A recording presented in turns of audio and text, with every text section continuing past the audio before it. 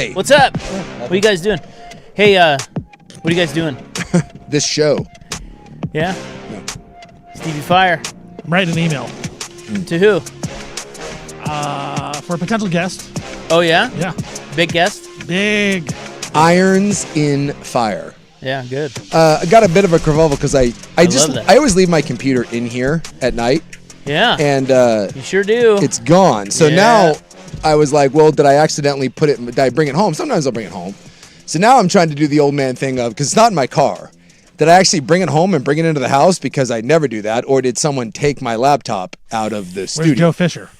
Yeah. Yeah. So therein lies the question. Good old Joe Fisher. So I don't know. Klepto. Fan klepto Joe Fisher. I guess I find out later tonight when I go home, is my computer in my house, or did someone indeed just take my computer? Now, why would it is a work computer, so it's not mine. Well, it's a hunk of junk. They give us these computers. I don't even use mine. I think it's at the house, but I don't know. Yeah. Why do you sometimes take it home and then sometimes not? I almost never ever take it home. But every now and then I'll do like a little separate podcast or something, and it's got a camera on it, so I'll use it for that. So there is a chance maybe I thought I was going to do something, I brought it home, but I'm old and I don't remember. So yeah, I am not going to welcome. I'm not going to do the inevitable freak out and like, oh, someone stole my computer until I actually find out that it's not at the house. Yeah. I assumed, I'm like, oh, it's probably just in the trunk of the car. It was not in the trunk of the car, so we shall see. We shall see. Yeah, we shall see. And I'll reserve judgment until it's gone. Yeah, I'm at that age where nothing I do is certain. Like, I can't tell you for certain what did or didn't happen last night. Don't know. I think I know. The Knicks won. Are you sure?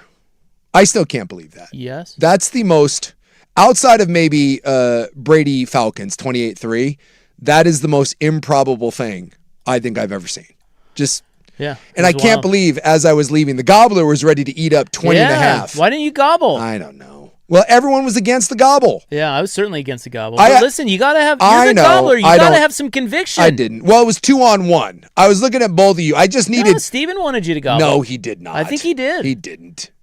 He's laying out. I needed, in the midst of my silly live betting, I just need one person to tell me what I'm doing is good. That's all I need. No, I was out too. I just need a little bit of bias confirmation. And when I looked at both of you and you're like, no, I was like, oh, well, all right. And then all of a sudden, it got down to when it got to 8, I'm like, son of a, I should have gobbled. Now, if you really had some balls, you would have gone, I think Nick's money line was plus I think it was plus 6,000, something like that. Whoa, it got that high? It got really high. When we left, it was 29, and it was plus a couple thousand. Yeah, a couple thousand. I don't think 6,000. Oh, it was above 4. I know that. Was it? Yeah. Yeah, I know there were some people that cashed. I saw, because people get bet braggers. They post those. Oh, of course. Those long shot tickets. Yeah. And there were a couple of them that were plus 2,200, plus 2,600 live bets.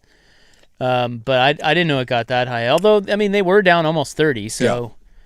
In the NBA, you could probably do a whole thing on when a team gets down, depending on what teams. Certain teams get down 25 or more. Yeah. Auto bet if the money line is that high. Auto bet that. Yeah, why not? You win. All you need is just one or two of them to put hit. $10. See what happens. God, it was 19 with what 7.5, 8 to play, something like that. Because it got close there, and you're like, all right, San Antonio kind of stemmed the tide. The third quarter was an abomination. To have Charles Barkley, whatever you think of Chuck, kind of knows the game of basketball, to say that is the dumbest basketball team in the history of the sport, that is truly saying something. I think Chuck likes to gamble. Yeah. And that was spoken like a gambler who lost. Burned. Yeah, that got burned. That's how I felt, I'll tell you what. Well, yeah. Well, it's pretty shocking. I'm on the Spurs for the series, so I was feeling good. I was like, oh, it's going to be 2-2. I'm going to win my futures bet at the Spurs. Nope. No. Well, it's not over yet. Well, it's not over. Really? I actually am with Rob. I don't think it's quite over. They're going to win 3 in a row? Yeah, they could. They get 2 at home. It's unlikely, but I don't think that these teams are. The Knicks aren't that. Dude. But they're better than the Spurs. They're not better. And this is why I said New York was going to win. The Spurs have blown it. I understand. But Spurs covered, by the way. When you barely. When you have two teams that are this close, and like you said, I'm not saying the Knicks are better. And if they are, it's by a margin. It's not by a magnitude of any stretch of the imagination. But that's the problem, is that when you have two teams evenly matched and one team is literally stupid. Like the Spurs are dumb at this point. And look, I'll go up and down. I think Mitch Johnson is dumb, Like, that is the definition of bad coaching. De'Aaron Fox is dumb. Stephen Castle is dumb. At times, Wemby is dumb. It is you are seeing the fact that their best players are 22, 21, and 20, and that they have an inexperienced coach. So when you have a team that's evenly matched or slightly better, that literally has no experience and is dumb, you're telling me that in the most heightened pressure situations when they do not perform well, that they're going to win 3 in a row? Nah. That's not going to happen. I don't think anyone's predicting that. All I'm saying is the series is not over. The teams are too close. Yeah. And when they have 3 games with 2 of them at home, the Spurs, it comes down to game 6 maybe. Yeah. And now they could easily lose a game 7 at home because, like you said, they make boneheaded plays. They could lose game 5. Yeah, totally. I just think the Spurs are good at, look, the anatomy of a 3-1 comeback. Mm-hmm. Is there? That's not created equal, right? When you look at a series and you look at the 2 teams and who's up 3-1, sometimes you'll say, no way that other team's coming back. In this instance, there is definitely a way the other team's coming back. I don't know if it'll happen. It's probably too little too late because they've screwed it up. But, that team, that freaking Spurs team, man, and I'm with Chuck, that was one of, you got to try really hard to blow a 29-point lead. And I get it in the NBA, in the new age NBA of 3-pointers. Big leads evaporate quicker. I understand all that. But, dude, there is no way. No. You have to try to blow a 29-point lead. And they did pretty much every possession. Yeah. I was sitting there with the old man. And grandma. Okay. Grandma was watching. Yeah, don't dismiss. She was in. Quite frankly, I don't like that you're constantly dismissing Mama Rob. Yeah, she was there. All right. She was watching. She was enjoying it. Went to the bathroom for 10 minutes. Came back. It was down to 4. She's like, "What?" Yeah, well, you missed a lot. That's what happens. But every possession was that was dumb. Yeah. That was dumb. Yeah. What are they doing? What are they doing? What are they doing? What are they doing? And that was 20 times in a row. I am not. So listen, I'm with Chuck, man. That was. It's not 100% on the Spurs because the Knicks made everything all of a sudden. Yeah. But, dude, that was a lot on the Spurs and their youth. And it was, and the coach, you got to be able to pull them into the huddle and say, dudes, stop shooting threes. Stop shooting 8. They were up 25 and shot 8 threes in a row. Yes. Have you seen their third quarter shot chart? And by the way, you have Wemby. Their third quarter shot chart should be a fireable offense. Mitch Johnson should be fired because of that third quarter shot. No chart. points in the paint in the third quarter. Not a single point. And they scored 30 points in the second half? 30 points, yes. Yeah. It's the first team in NBA history of the playoffs to score 76, I think it was 75 plus points in the first half. I think that's 76. And 30 in the second. It's never been done before. That split has never been done in the history of the NBA playoffs. And Fox was terrible. Well, and that was what I was saying. Someone put together a low light package, and who was the Rozier, the guy that got caught up in the gambling? Yeah, Terry Rozier. People put together the Rozier highlight package where you're oh my God. Oh boy. And look, it's not a thing. It's not.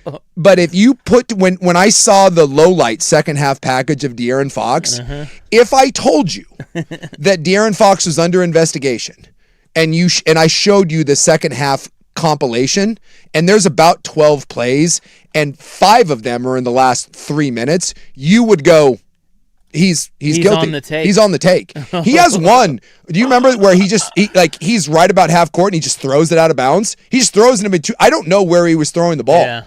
I mean, there were so many times that De'Aaron Fox literally looked like he just was like, I don't care. And then after the game, when pressed about maybe the worst decision I've ever seen, which was to try to hit the layup, as opposed to he could have dribbled that ball at least 6 or 7 seconds, gone to the foul line with 3 to 4 seconds left, hit a pair of free throws, game's over, basically. I'll defend him on that one.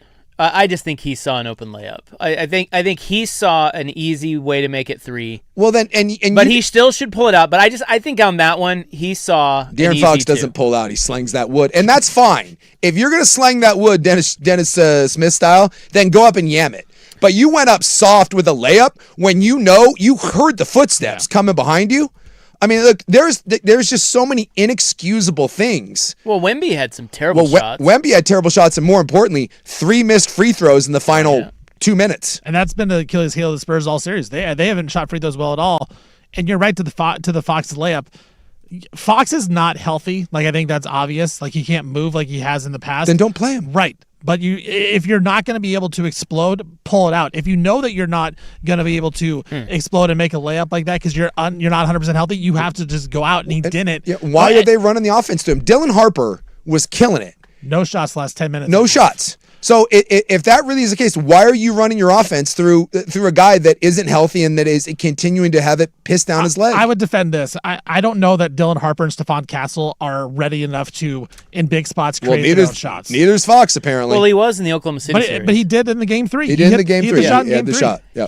He's the one guy that can dribble and create his own shot. Wemby can't do that yet. Yeah, Castle can't really do that. Fox also had his thumb up his butt on the OG Anunoby tip-in, which he just stood. I'll tell you right now. But that's just the way he played. Fox plays that way. Yeah, he does. And you're going to have to live and die by it. Yeah. And he really helped you in the Oklahoma City series. Like, he was a huge part of that series. And now he's struggling. And he hit the game 3 shot. Yeah. He did. Like, but he had a bad game. But he did. He made the one shot, and it's just I mean, if you're the Spurs, you shot all those threes in the first half and made them all, which is great. But you have to adjust, and they did not adjust one bit. I understand.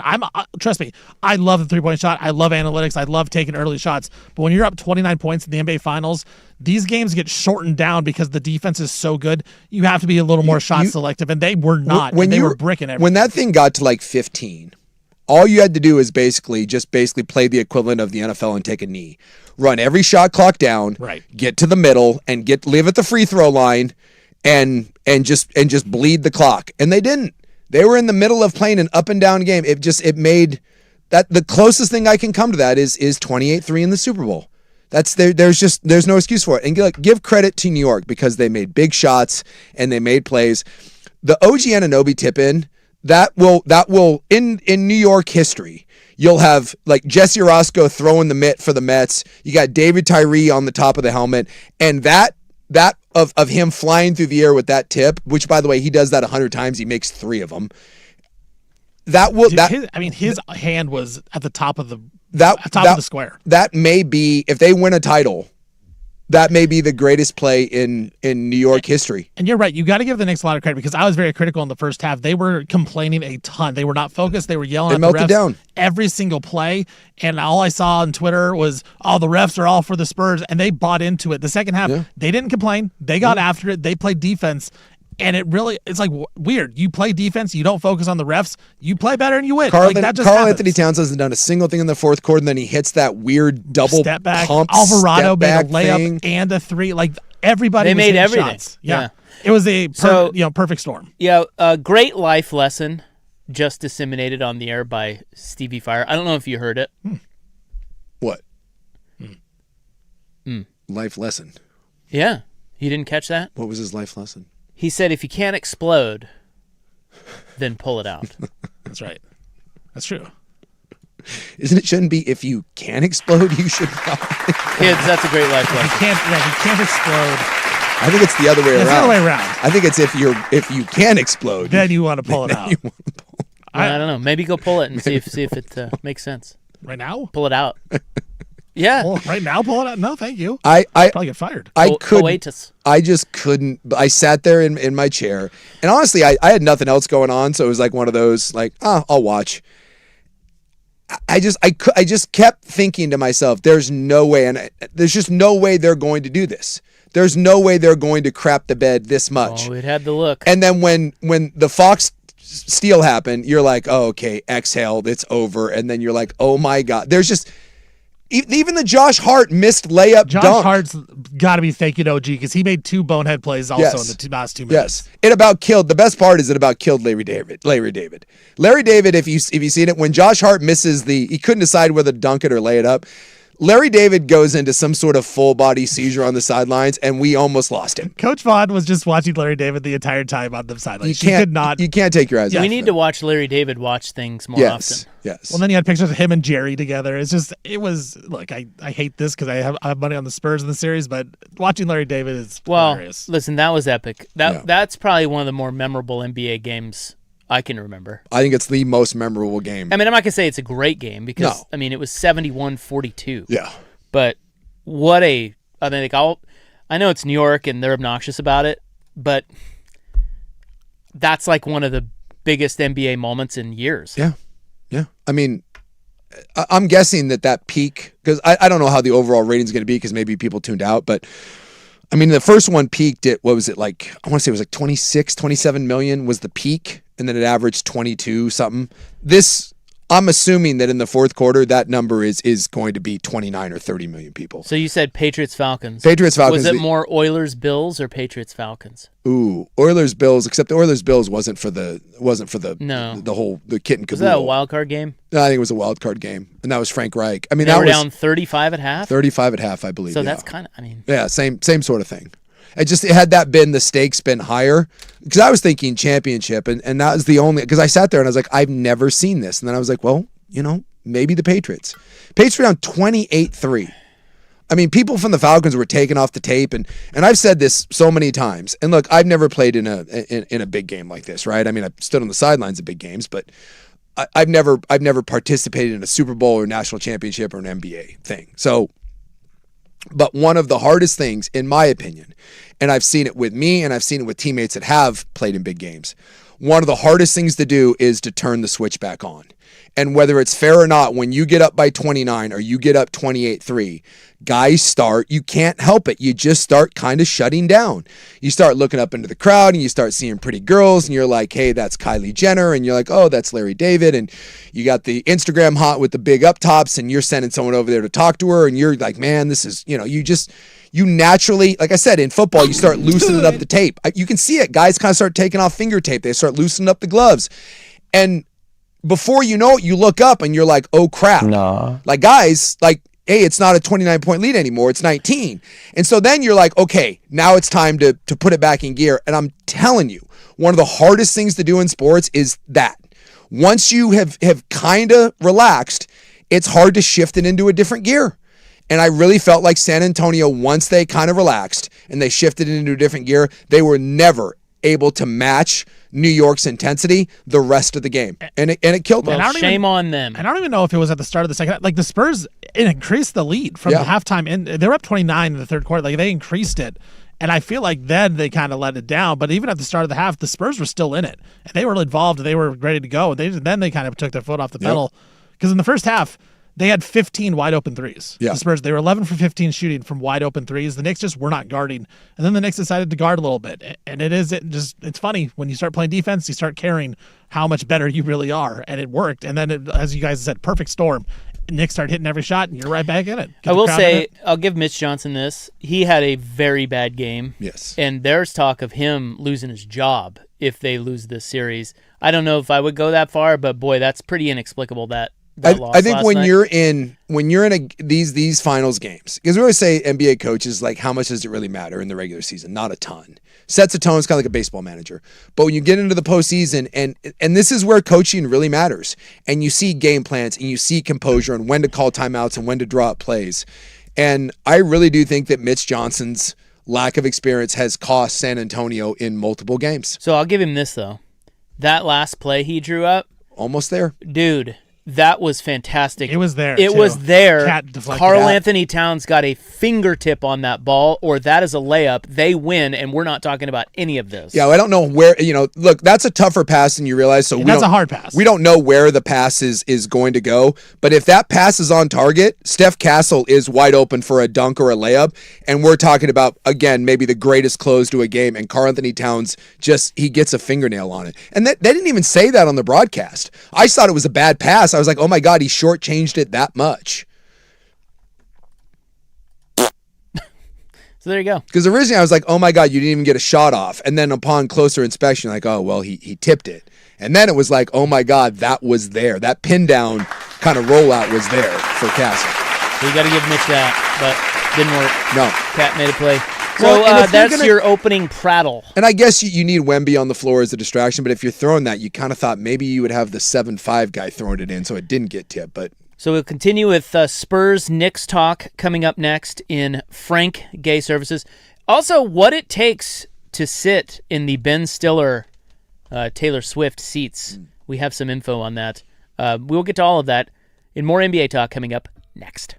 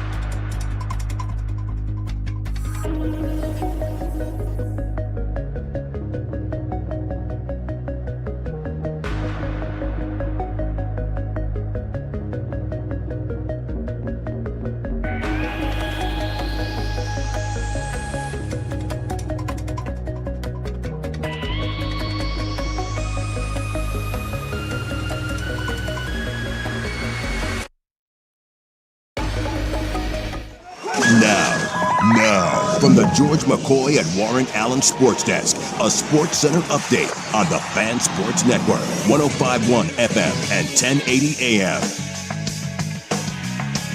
This update brought to you by 808 Hawaiian Restaurant. Mixed plates like Grandma used to make. If your grandma were from the Big Island, Woodstock, Burnside, Beaverton, or online at 8-o-8.com. First on the Fan, NHL Stanley Cup Game 5 tonight in Carolina. Hurricanes taking on the Golden Knights. That series is tied up at 2 apiece. Earlier today, World Cup kicked off. Mexico defeated South Africa in the first match today, 2-0 down in Mexico. Former Raiders wide receiver Henry Ruggs III, he was denied parole today, nearly 5 years after his drunk driving crash. Broncos and head coach Sean Payton, they have reached an agreement on a new 5-year contract. Portland Fire take on the WNBA champ Las Vegas Aces tonight from the Moda Center. Aces are 11.5-point favorites right now. And Phil Mickelson, he's been accused of inappropriate conduct at the Farms Golf Club, which is near San Diego. He has been removed from the club after an alleged incident this past spring where a female employee accused Mickelson of non-consensual and inappropriate physical contact prior to one of his rounds. I'm Stephen Vaughn from the George McCoy at Warren Allen Sports Desk. Don't call your mom. Call George McCoy at warrenallen.com.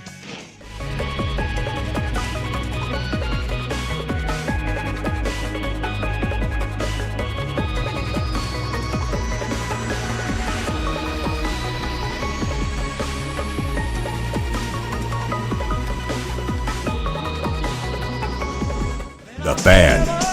All right, it's time for the services of the great Frank Gay. We continue with NBA Finals talk. It was the second biggest comeback in playoff history and the biggest comeback in NBA Finals history. The biggest comeback in playoff history was 31 points. This was a mere 29. It's crazy. But even with all the three-pointers and how easy it is to erase big deficits in today's NBA, I still find it inexcusable. Yeah. It's just not, it's not hard if you're just doing what you should be doing to protect the lead, mainly keeping up your defensive intensity and not chucking up bad shots early in the shot clock. Yep. And the Spurs, they kept up their defensive intensity. You got to give the Knicks credit. They made some shots, got a little more aggressive, but the Spurs chucked up so many bad shots, particularly early in the shot clock. It was unbelievable. It was as if the coach was asleep or just not telling them, or they weren't listening to him. Because it's like, pull him over and say, dudes. That's what I'm saying. Like, I just think they thought the lead was so big that it would have been fine and that eventually those shots are going to go in. And that's why I said I think it was a youthful thing. And at the end of the day, you have a young coach who's never been in this situation, and your three best players are 22, 21, and 20. And unfortunately, the guy that well, some of your vet didn't play. Like Johnson didn't play much, and he had a terrible game. Harrison Barnes didn't play at all. And the guy that I guess would be considered the veteran presence of the starters had the worst second half you could possibly have, and that's De'Aaron Fox. Yeah, you know the one guy that is probably, I think he's the youngest of all of them, whom I'm absolutely in love with him. I think he's going to be an absolute superstar. Yeah. Dylan freaking Harper. Yep. That guy is so good. And he didn't take a shot in the final 10 minutes. And he's so poised at his age. I just wonder why. Yeah, like it's just like it's like the De'Aaron Fox show. Yeah. And they just don't. I don't know. It's inexplicable. So the Spurs in Game 2, the Spurs and Knicks were tied 104-104, and the Spurs had the ball with 12 seconds left. Yeah. What happened? Inexplicable turnover off the back of Castle by Wemby, and then the foul. Changed the game. Yeah. Game 4, the Spurs were up 106-105 with 12 seconds left, and the ball. De'Aaron Fox goes in for the layup, gets it swatted, and then we all know what happens after that. Yep. So they should be up 3-1. They should be up 3-1 if they just make all things. I mean, that's an oversimplification. We're reducing it far too much. But if you get down to just, you should win with the ball in a tie game and up 1 with 12 seconds left. You should win. Yes. And they lost both of them. Yep. They have got to be just livid. When they lose this series, and they will lose this series, this will haunt them. It will absolutely haunt them. And look, they're so young, and we all believe they're going to get back, but we say this every time. oh, there'll be another one. And sometimes there isn't another one. Weird things happen in this league and windows close, and it appears that San Antonio is going to be good for a really long time. But when you're go ask the Boston Celtics or the Denver Nuggets or any of these teams, like the last 8, right? This will be the 8th straight different champion. Oklahoma City, right? Oklahoma City goes to Game 7, Halliburton tears his Achilles, or maybe we're not talking about them the same way. And all of a sudden, Oklahoma City doesn't look quite as certain as it used to. Like, when you are presented these opportunities, they will haunt you when you don't take advantage of them. And San Antonio at the end of this series is going to say to themselves, and whether it's true or not, New York did not beat us, we lost. And that will haunt them. Yeah, but it's also too, it's part of them being young, and they'll grow. They'll certainly learn from this. Yeah. But you're right. You can't take anything for granted, even though they have Wemby, because Wemby's health, you never know. And what the one thing I think it helps them is, like, in the NFL, it seems like your championship teams are often best early because your quarterback's not paid yet. Yeah. In many cases, like the old Seahawks, it was like when they won their title, it was like, oh, get ready for some attrition here. Yeah. Like, the guys are gonna want to get paid, and they're not gonna be able to keep this team together. Yeah. And in the NBA, it's kind of the opposite. It's where when you get a championship team this young, that's kind of the worst version you're going to see of that team. Should get better. And that's what, it should, as long as they're doing their part in their front office. So that's what's kind of scary about the Spurs and what would give me hope if I'm a Spurs fan, even though this series isn't over. Yeah, but with the new apron system, and I know you can retain your players, but it's harder. Like Oklahoma City has 3 guys next year making over $40 million.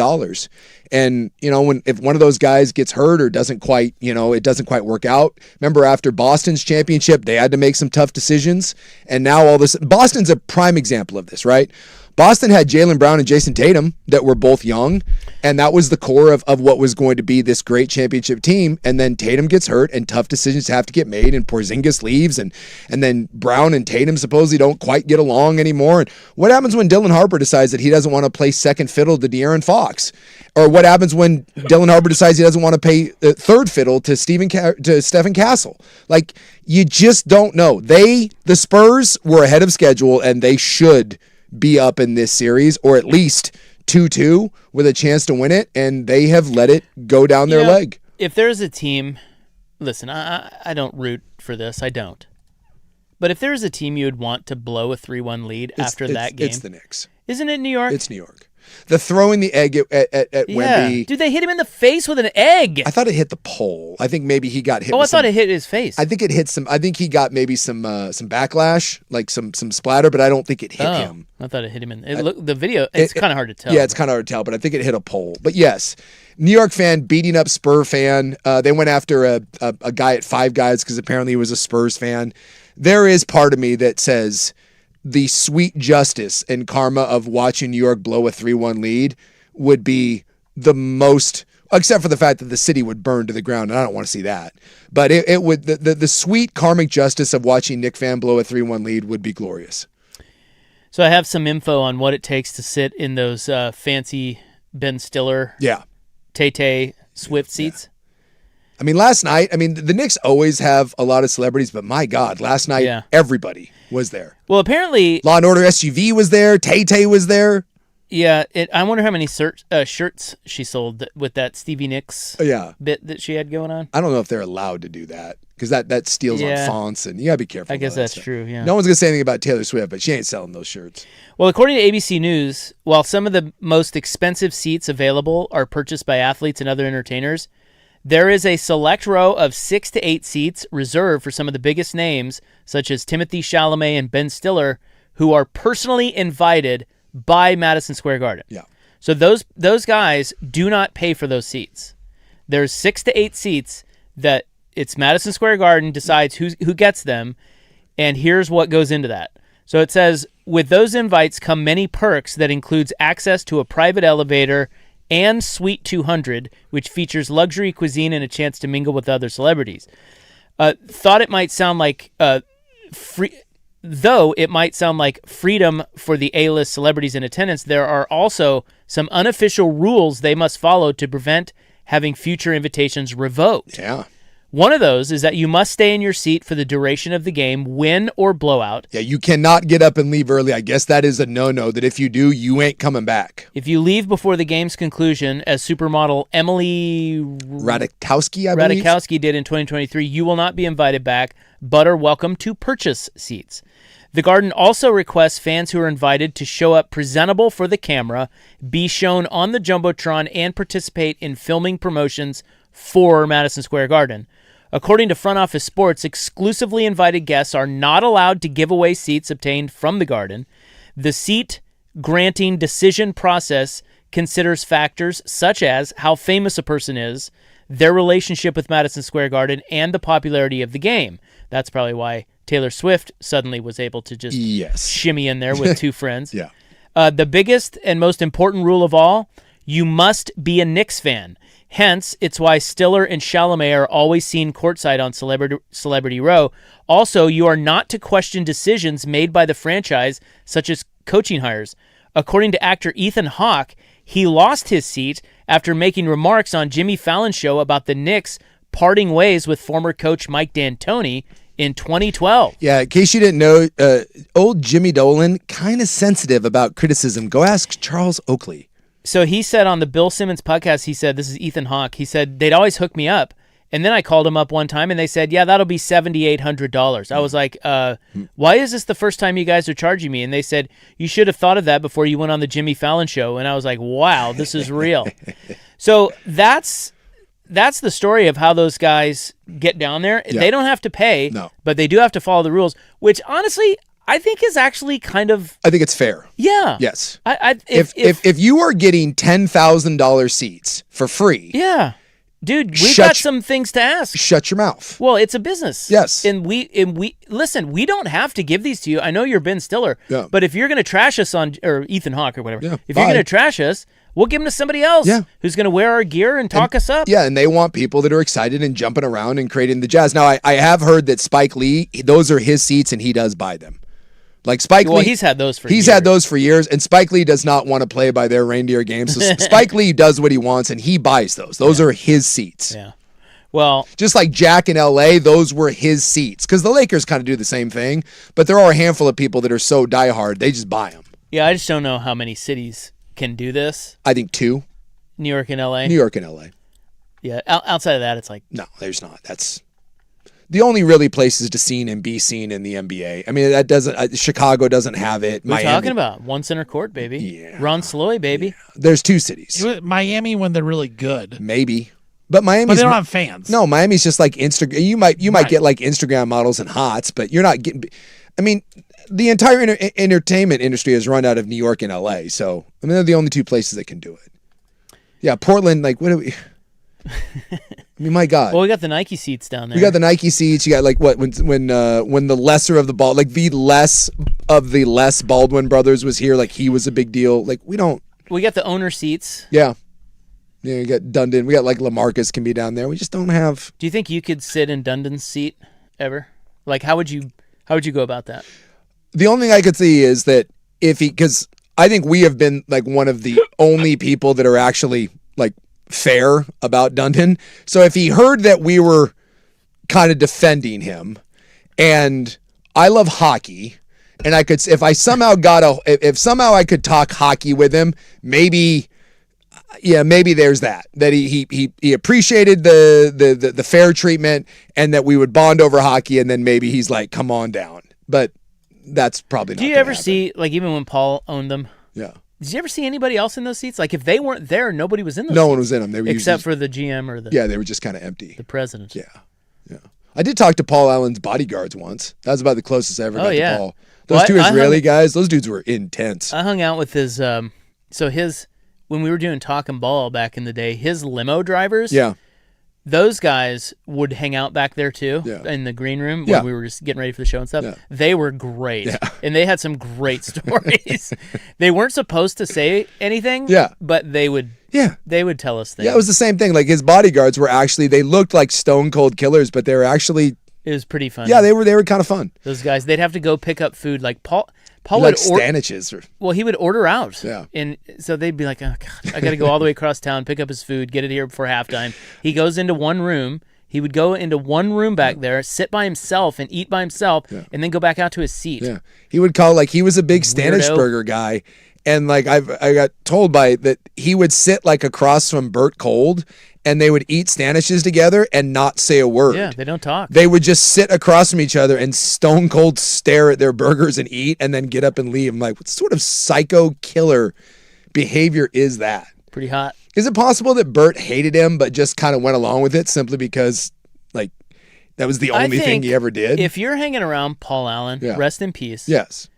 I feel like you would have to play those reindeer games. Right? Like, what do you have to talk about? You don't have anything in if he common didn't with want him. to talk, he's not talking. Yeah. And he's not hanging out with you if you start talking when he doesn't want to talk. So you just shut up. So you just shut up. And that's how why- you get your free Staniches. I don't hate it. Well, that's why I wonder. So, like, they were like college roommates, right, for a bit, and then it turns out. Imagine you had a college roommate that you know, whatever. Like, it's fine. Everyone remembers their college roommate. You're like, he's fine. And then that guy turns out to be like the 10th richest guy in the world, and he calls you up and he's like, "Hey, remember those good times? Even if they weren't good times, don't you have to kind of be like, oh yeah, man, Such good times, dude. Yeah, it's great. We It had is. so much fun. Oh my God! He's like, hey, you want to come out on the octopus? Ah, yeah. You want to sit quietly while I eat this burger? You got it, dude. I was made for being Cato. I would be the great yes man. You got it, Paul. Great idea, sir. And there are the services of Frank Gay. All right, finals talk. More later. Good stuff. We can turn our attention back to hockey tonight, Yeah, I think. this is the pivotal Yes. Game 5. The must-win. Our Fighting Dundons trying to I think grab we got the it. series. I think we got it. Now, I will say this: we have yet to have a dud I know. in the NBA or NHL. We are throwing a perfect game right now. Well, we thought we had a dud last night. I know, but we didn't. We did not. It's been perfect. All right. Coming up next, a little unfortunate but classic audio from sport. Next.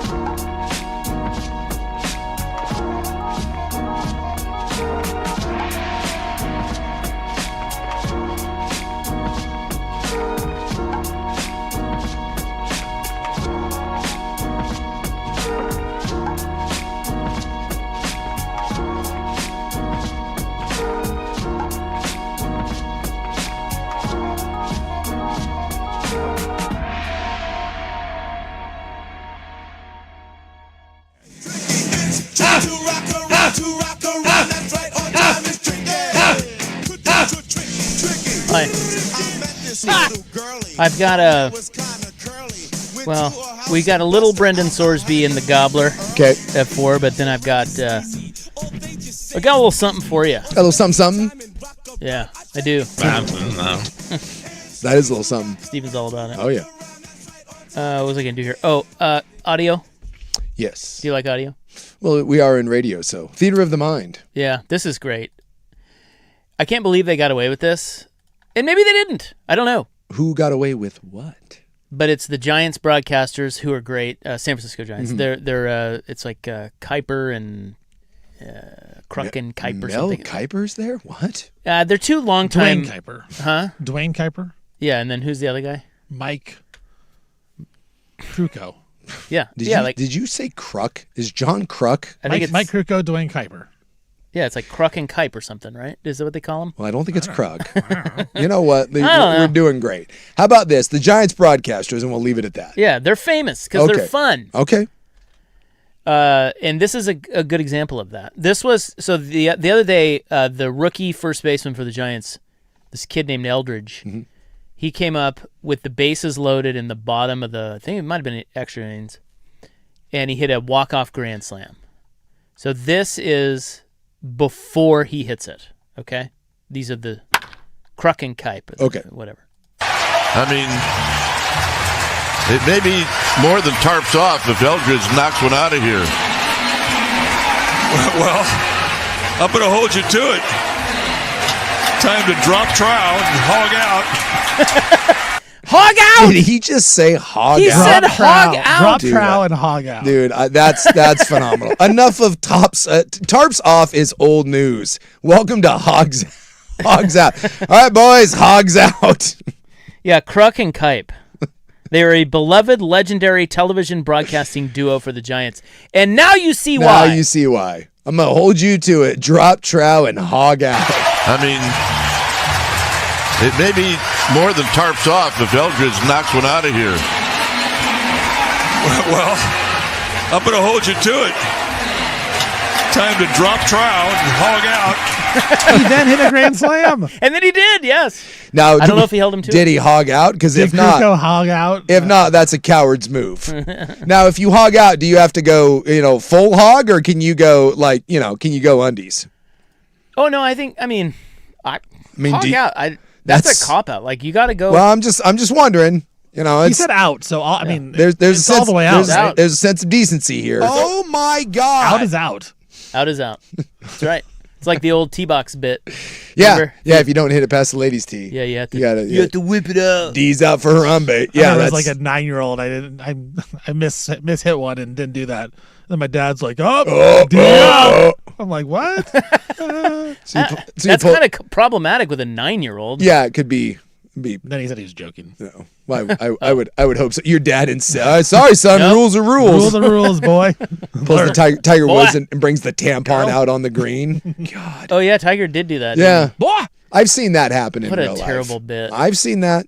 Someone leaves a putt short and some dude throws a tampon. I'm like, you really carried that around waiting for someone to leave a putt short. I feel like everyone just called you just a girl's name back in the day. Like, hey, nice hit, Alice. Alice, Yeah. yeah. Or Sally. Yeah. Tiger, it is amazing that he did that. He is the greatest golfer we've ever seen, arguably. And he's also the And most awkward. He threw a tampon. I think was it Spieth or maybe JT? I think it was Thomas. Yeah, Justin I was going to Thomas. say but maybe JT. Yeah, someone left a putt short and he just was like, oh, this is hilarious. Check this out. Dude, we all know Tiger. We all know that guy that's desperate to try to be like one of the guys. He's like, yeah, this is so bro, this is awesome. And you're just like, my God, try hard enough. Hey, did you know there's a guy that played for both the Spurs and Knicks this year? So he'll get a ring no matter what. Did you know that? I didn't. Who was that? Yeah, his name's Jeremy Sochan.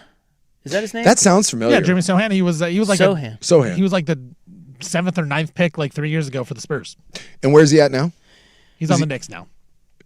Oh, I thought you said. Yeah, he's at the end of the bench. Oh, I thought you. But he played for the I Spurs. thought you said it kind of made it sound like maybe he was somewhere Oh else. no, yeah, he started for the Spurs, got cut, and then signed with the Knicks. So He's on the Knicks. So the roster. Spurs would give him a ring. 'Cause Yeah. A lot of times, I mean, it's up to the discretion of the team. He got in the game 3, I believe, and he threw up an air ball. Boy, He got taken okay. right out. Yeah. That's an all-time hedge, though. Like you're getting a.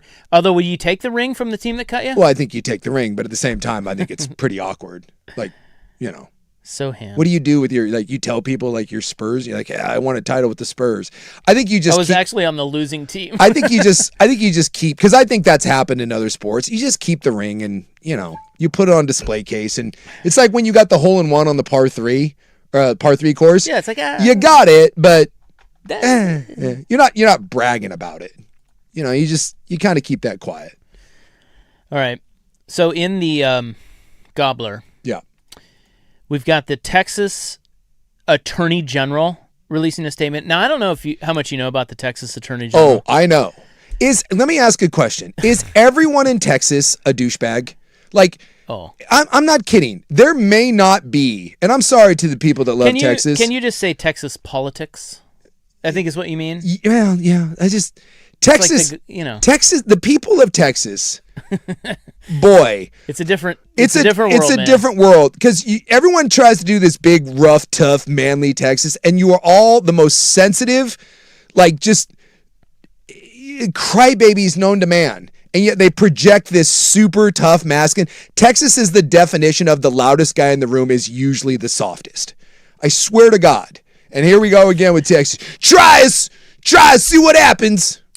Yeah, the Attorney General in Texas is just a crook of the highest order. He is one of the read it. Just all you have to do is read his Wikipedia page and just skim it. Yes. And you'll be like, whoa, this dude. And yet he's the Attorney General for the state of Texas. That's kind of proving that's my point. Texas politics. Yes. And we got the judge who's like, we'll let that kid play. Yeah. And you got Cody Campbell, and like it's very Texas what's happening. Yeah. Well, anyway, the Attorney General has weighed in, so I do want to tell you what he is saying, and he has basically threatened the Big 12 now. Yes. So he's on. He did not go to Texas Tech. He went to Baylor. But he loves Texas. But you mess with Texas, you mess with us all. He is threatening the Big 12. So we'll get to that. But also, I love how an entire state now is weighing in on this. We also have, I have a little bit of Dave Bartu news. Oh, okay. Now, it's not necessarily. It's not like college football, but it is. Okay. It's NFL. It's both. It's football. It's got a little something. But Dave Bartu, now I'll tease it by saying this, and then we'll come back. We'll get it in the gobbler. Okay.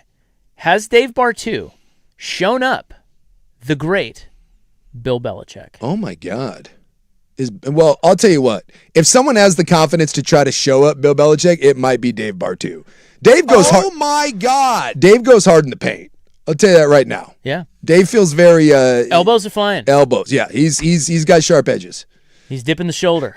Dave's got that Texas confidence about him. He's not from Texas, but he walks around with that Texas confidence. So those are the two things we're going to get to next in the gobbler. All right, now we got to talk.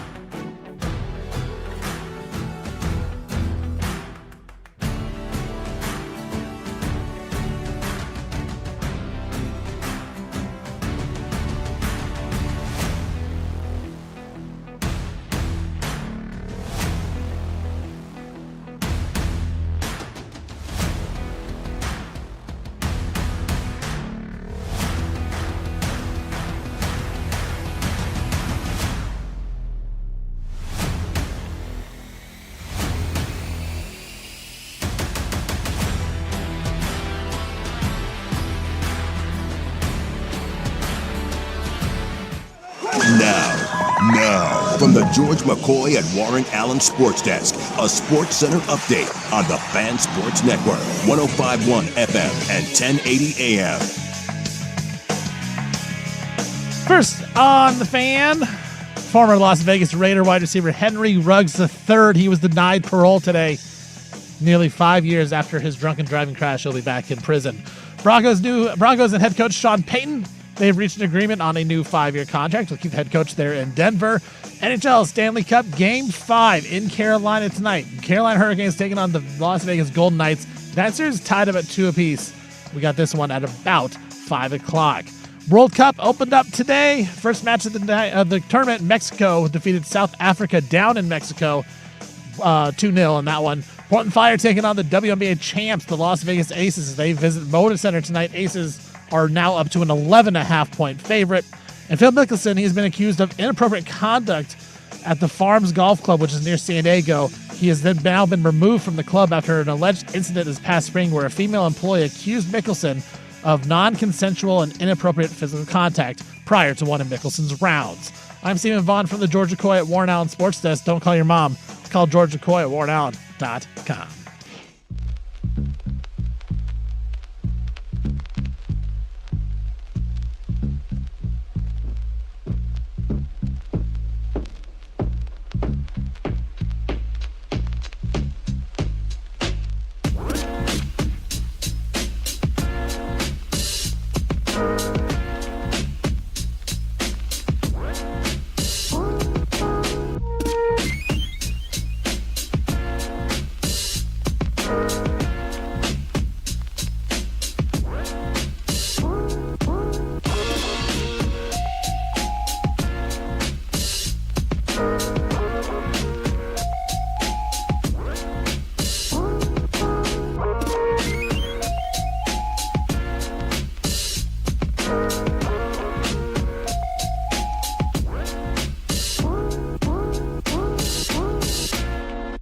It's time to gobble with the points gobbler himself. Let's do it. Although I did not gobble last night, and You did not.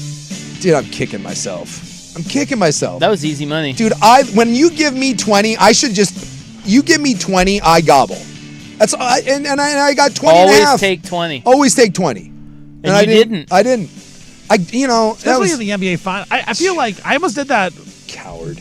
with Vegas and Carolina. Like Carolina gets up big tonight. Yeah. Might just go back Vegas like plus 2.5. Hockey always, You know what I'm saying? hockey always scares me because it's like hockey can end 1-0, and 2-1, and like any sort the of empty netters too at the end. I know kill ya. it just terrifies me. But that's what I'm saying. If they get up like 2-0, I may just hop on at 2.5 or something like that. And by the way, that empty net goal Yeah, that that they was got, unbelievable.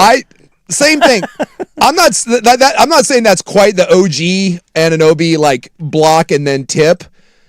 That's pretty close. I've never seen someone from basically behind the net wing one off the boards, just trying to ice the puck and have it go in. Yeah. Like Good. that's not a thing. If you didn't see that was amazing. Yeah, and very lucky. That doesn't happen, and yet it sealed the game for him. All right, so the gobbler, who is currently not gobbling for whatever reason. Believe me, and you ever have one of those days where you just sit there and you regret and you're like, what have I become? I was disgusted with myself last night. What even are you? I call myself the points gobbler, and I got 20 and a half leaving the show. And Where's your courage? Yeah, there was no courage. This show is courage. Yeah. Not after this. Well, you learned your lesson. I apologize. I'll tell you next time. We're going to strip the title from you. If you I know. Next time you give me 20, I'll tell you right now. I may live bet a WNBA game tonight just to gobble. Well, you might check right now. I'll see what's going on. See what I got. Go to my Bet Online account. All right, so the latest Brendan Sorsby is By the way, I now see how Brendan Sorsby got in deep. It's stuff like this. Better check the account. Just better see what I can gamble on. Damn, Brendan, you didn't gobble those 20 points with Indiana from the sideline. What are you Again, doing? there's a lot of World Cup on here, and I can't. Like, all that stuff is terrifying. I have no idea. I want to know on my World Cup bets. Are you really? Yeah. Mexico. I parlayed Mexico and over 1.5. Oh, hell yeah. Yeah, and it was They won 2-0. 2-0. Hey, look at it. We all got nil right. I Look have at us. South Korea tonight. You on South Korea? No, but I'm Plus going to hop on 163? just for fun now. Just show go. bet. Are you in the plus 210 for the tie? No, I'm the minus. I think it was. Or no, it was. South Korea's They're all plus plus. 163. They're all plus. Yeah, everyone's plus. Czechia is plus 206. South Korea is plus 163. I don't remember what I got. That's the I sort think of. you got a wrong number if you're Dude, the I love minus. that. You're Well, like, no, "Oh, I think it's a whatever." two-way bet. I think it's draw bet. draw is out. Yeah. So it's if you tie, you get your money back. Yeah, exactly. I think that's what I bet, which I think it made it minus like 120 Right. or something. That makes sense. Yeah, because it's going to be a low-scoring game. All right. I know my South Korean soccer, guys. I'll tell you right now. What So, about your Czechia? well, I don't own any soccer gear. I don't. Aren't you wearing soccer gear right now? No. This is Scotland, but it's Rugby World Cup. Oh, okay. But Scotland is playing Haiti tonight. So you know what the Gobbler's about to do? I'm about to gobble some Scotland. That's what I'm just. That was my one thing. I was like, I don't have anything like soccer to wear because the Timbers jersey they gave me is like a medium. So I was like, oh, I got World Cup, but it's Rugby World It tricked Cup. me. I tell you what, I just saw World Cup, and I thought, oh, cool. Sue's got a cool World Cup shirt on. So I'm on Scotland tonight. Scotland versus Haiti can't be good at soccer, right? There's other things going on in Haiti. All right, I'm taking Scotland. He's gobbling. I'm gobbling Scotland. Let's go, Scotland. Wow, I didn't see that one coming. Scotland, Haiti. Yeah, I thought we were heading to the WNBA scoreboard, and now Well, we're on believe Scotland, me. Haiti. Well, when I brought up my account, Well, we got big WNBA tonight too. when I brought up my account, everything it just kind of goes in chronological order, and everything right now is World Cup. So I got to scroll down and find. I think there's only 3 WNBA games tonight. Big Well- one. The champs are in town, bros. Oh yeah, oh wait, what? they're gonna The aces are in town. They're Their gonna blow aces us are out. here. Yeah. What's the spread? 11 Up and to a half. It opened 7.5. It's been all the way back. All right, boys. I'm telling you what. I'm gonna keep an eye on this because you know they're gonna just whoop our ass. When that thing gets to 17, I gobble. I'm setting the line right now. I'm just gonna keep an eye on that. When we get to 17, the gobbler is gonna gobble 17 and a half tonight with the Fire. It's not going well for us right now, and the aces are good. Yeah. They're gonna. So you thump us. hope the aces get out. Yeah, I want the- 8-0. Yeah, aces get out to a big lead, and then I pounce on Is it. that fire pit? That smells like backdoor cover. I love it. Well, it sounds to me like the gobbler's back. I'm back, baby. So, Texas Attorney General Ken Paxton, who is a glorious piece of crap, Yes. and I'm not saying that because of his politics. I'm saying that No, because he's- of his he's a past, terrible human his being. history. Just go look at his history. He's off bribing. Criminal. He's letting out pedophiles. Yeah, I mean, it's like a demon's list. He sent a letter to Big 12 Commissioner Brett Yormark and Board of Directors Chairman Douglas Girard, notifying the league that it would be exposed to substantial liability if it takes action against Texas Tech for playing quarterback Brendan Sorsby. Yeah. The Big 12 Conference's presidents met today, actually, to discuss whether the league can invoke bylaw 3.6 to sanction the Red Raiders if they decide to play Sorsby. Texas Judge Ken Curry, of course, granted Sorsby a temporary injunction. We are aware that the Big 12 is considering invoking bylaw 3.6 of the Big 12's bylaws to sanction Texas Tech for respecting the order and continuing its support of Mr. Sorsby as a student-athlete, wrote Paxton. This letter serves to notify the Big 12 that any such action would be unlawful and would expose the conference to substantial liability. Why exactly is following your own league's rules unlawful? He is claiming... Interested in that. So, but I also love how, remember, Texas Tech and their douchebag billionaire Texas douche booster, Cody Doucher, as I like to call him. Remember that they're like, hey, this isn't even our fight. Like we're like, this isn't our lawsuit. But now you're invoking the attorney general. I wonder how he got involved, Cody. Oh, I wonder. Your AG decided to stick up for Texas Tech. Dude, I hope the Big 12 has some balls and just says, cool, dude, then sue us. So here's what he's saying. Let's go. He warned that the Big 12 would be exposed to damages for Texas Tech's lost football revenues, damages to its alumni contributions, and damages to its recruitment, plus attorney's fees. The total exposure for both the Big 12 and its members, joint and severally, will be substantially more than $200 million. If the Big 12 takes action against Texas Tech, Paxton suggested the league would face antitrust exposure, liability for breach of contract, and tortious interference. Any sanction that results in the cancellation, forfeiture, or alteration of Texas Tech's scheduled games would constitute a breach of the Big 12's contractual obligations to Texas Tech. Additionally, any action that disrupts or interferes with Texas Tech's existing or potential contracts associated with its football team, including sponsorship arrangements, ticket sale commitments, alumni contributions, and other commercial arrangements, would give rise to claims for tortious interference. I assume I'm pronouncing that right. I'm no lawyer. I believe it's called yarmakula. I believe it's how you pronounce that. With existing or prospective contractual So arrangements. basically, Texas is saying that you can't enforce your own laws and bylaws and rules in your conference. Otherwise, we sue you. Cool. All right. Isn't that exactly what, again, Cody Campbell, the douche, is yelling and screaming about what's wrong with the NCAA? But don't you think Cody Campbell may be behind this? Like, Yes. He's probably buddies with the AG. Oh, 100%. Right? Guarantees involved in his super PAC. This is actually pretty high-level chess that he's playing here. Yes. If he has orchestrated all of this, Yeah. dude, He Cody certainly Campbell, he certainly has his hands in it. he's killing it. Yes. So I hope the Big 12 has some guts and just says, cool, we're going to enforce our rules. Sue us. By the way, the simplest thing that happens here is that, and I hope this is the case, is this thing gets a speedy appeal and they just deem him ineligible. The other one that I've heard is someone reached out to the Attorney General of Indiana. They are still investigating Sorsby for wire fraud and some gambling shenanigans up there. He may end up facing legal charges over this. And if he does, again, I something tells me along the way that there's going to be a bump in the road and they're going to get their comeuppance. I wouldn't be surprised if Sorsby ended up playing, but something tells me that eventually this is going to be too bumpy a road, and we've got a long way to go. What are we, June 11th, till we get to basically September 1st, and really he's got 2 weeks until he's suspended. I still think something is going to happen along the way, and they're going to get kneecapped. But the thing that the AG is saying, though, is right in that, and we said this the other day, it's like you can't just not play Texas. Now, you can not schedule them for the future. Yes. If you're another league. Yes. That's one thing. But pulling out of games. But pulling out of games this year, the TV partners, there is no way they're going to allow that to happen. No. So you're playing Texas Tech this year, whether you like it or not. Yeah. But the Big 12 has every right to suspend him. The Big 12 has every right to deem him ineligible. I mean, the Big 10 did it with Jim Harbaugh. Like, the idea that the conferences don't have any recourse to this is silly. But, really, the easy one is Texas Tech to do the right thing, but they won't. They're going to sit there and claim that their hands are clean and all this. So I just hope that the appeals process gets heard, or Sorsby ends up getting charged with something else and some wire fraud stuff involved with the gambling, and we get to move on from this. Because it's amazing to me that someone who claims to care about the game of college football is willing to burn it down over a decent quarterback. Texas Tech keeps saying that this is an impossible situation that they're in. Impossible. It's not. They don't know what to do. It's the simplest situation. It's so simple. The guy gambled on football. In games he was involved in, he's done. Like, we need to have some type of, there's our rules for a reason. And if you break these rules that are pretty easy to understand, pay your consequences. And he did. And now I think Texas Tech, I think he's going to play, because I think Tech is going to fight this.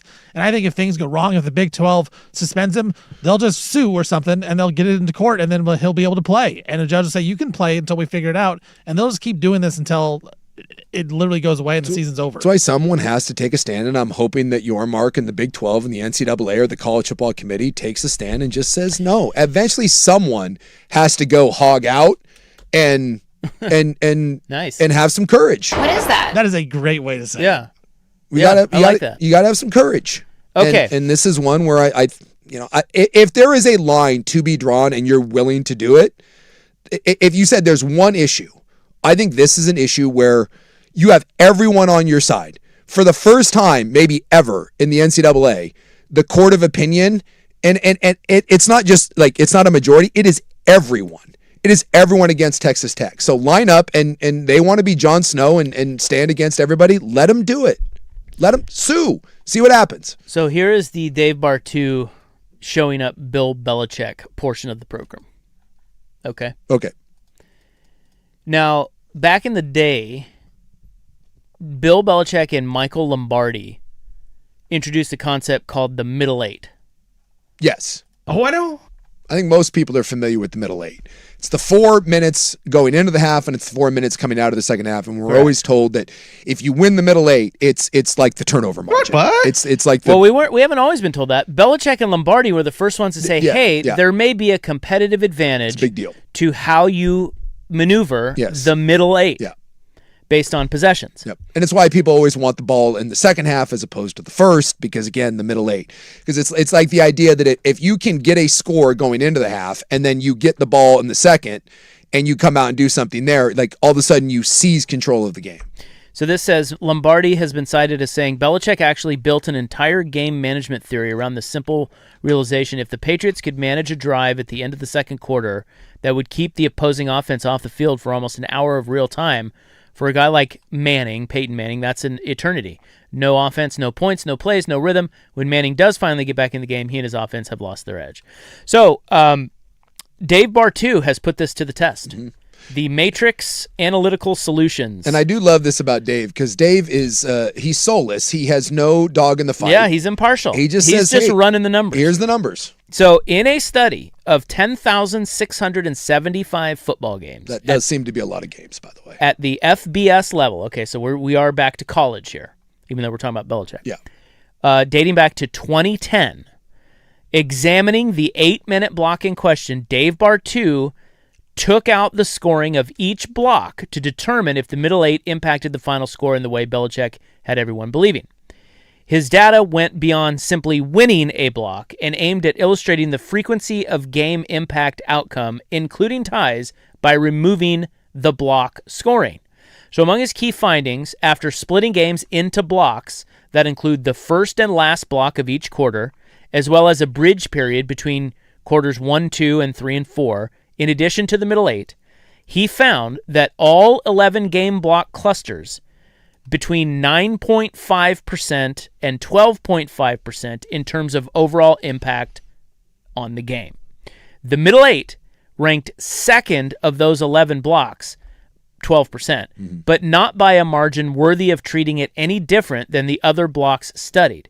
So even the best block had an impact graded at just under 12.5%. So they're all equal.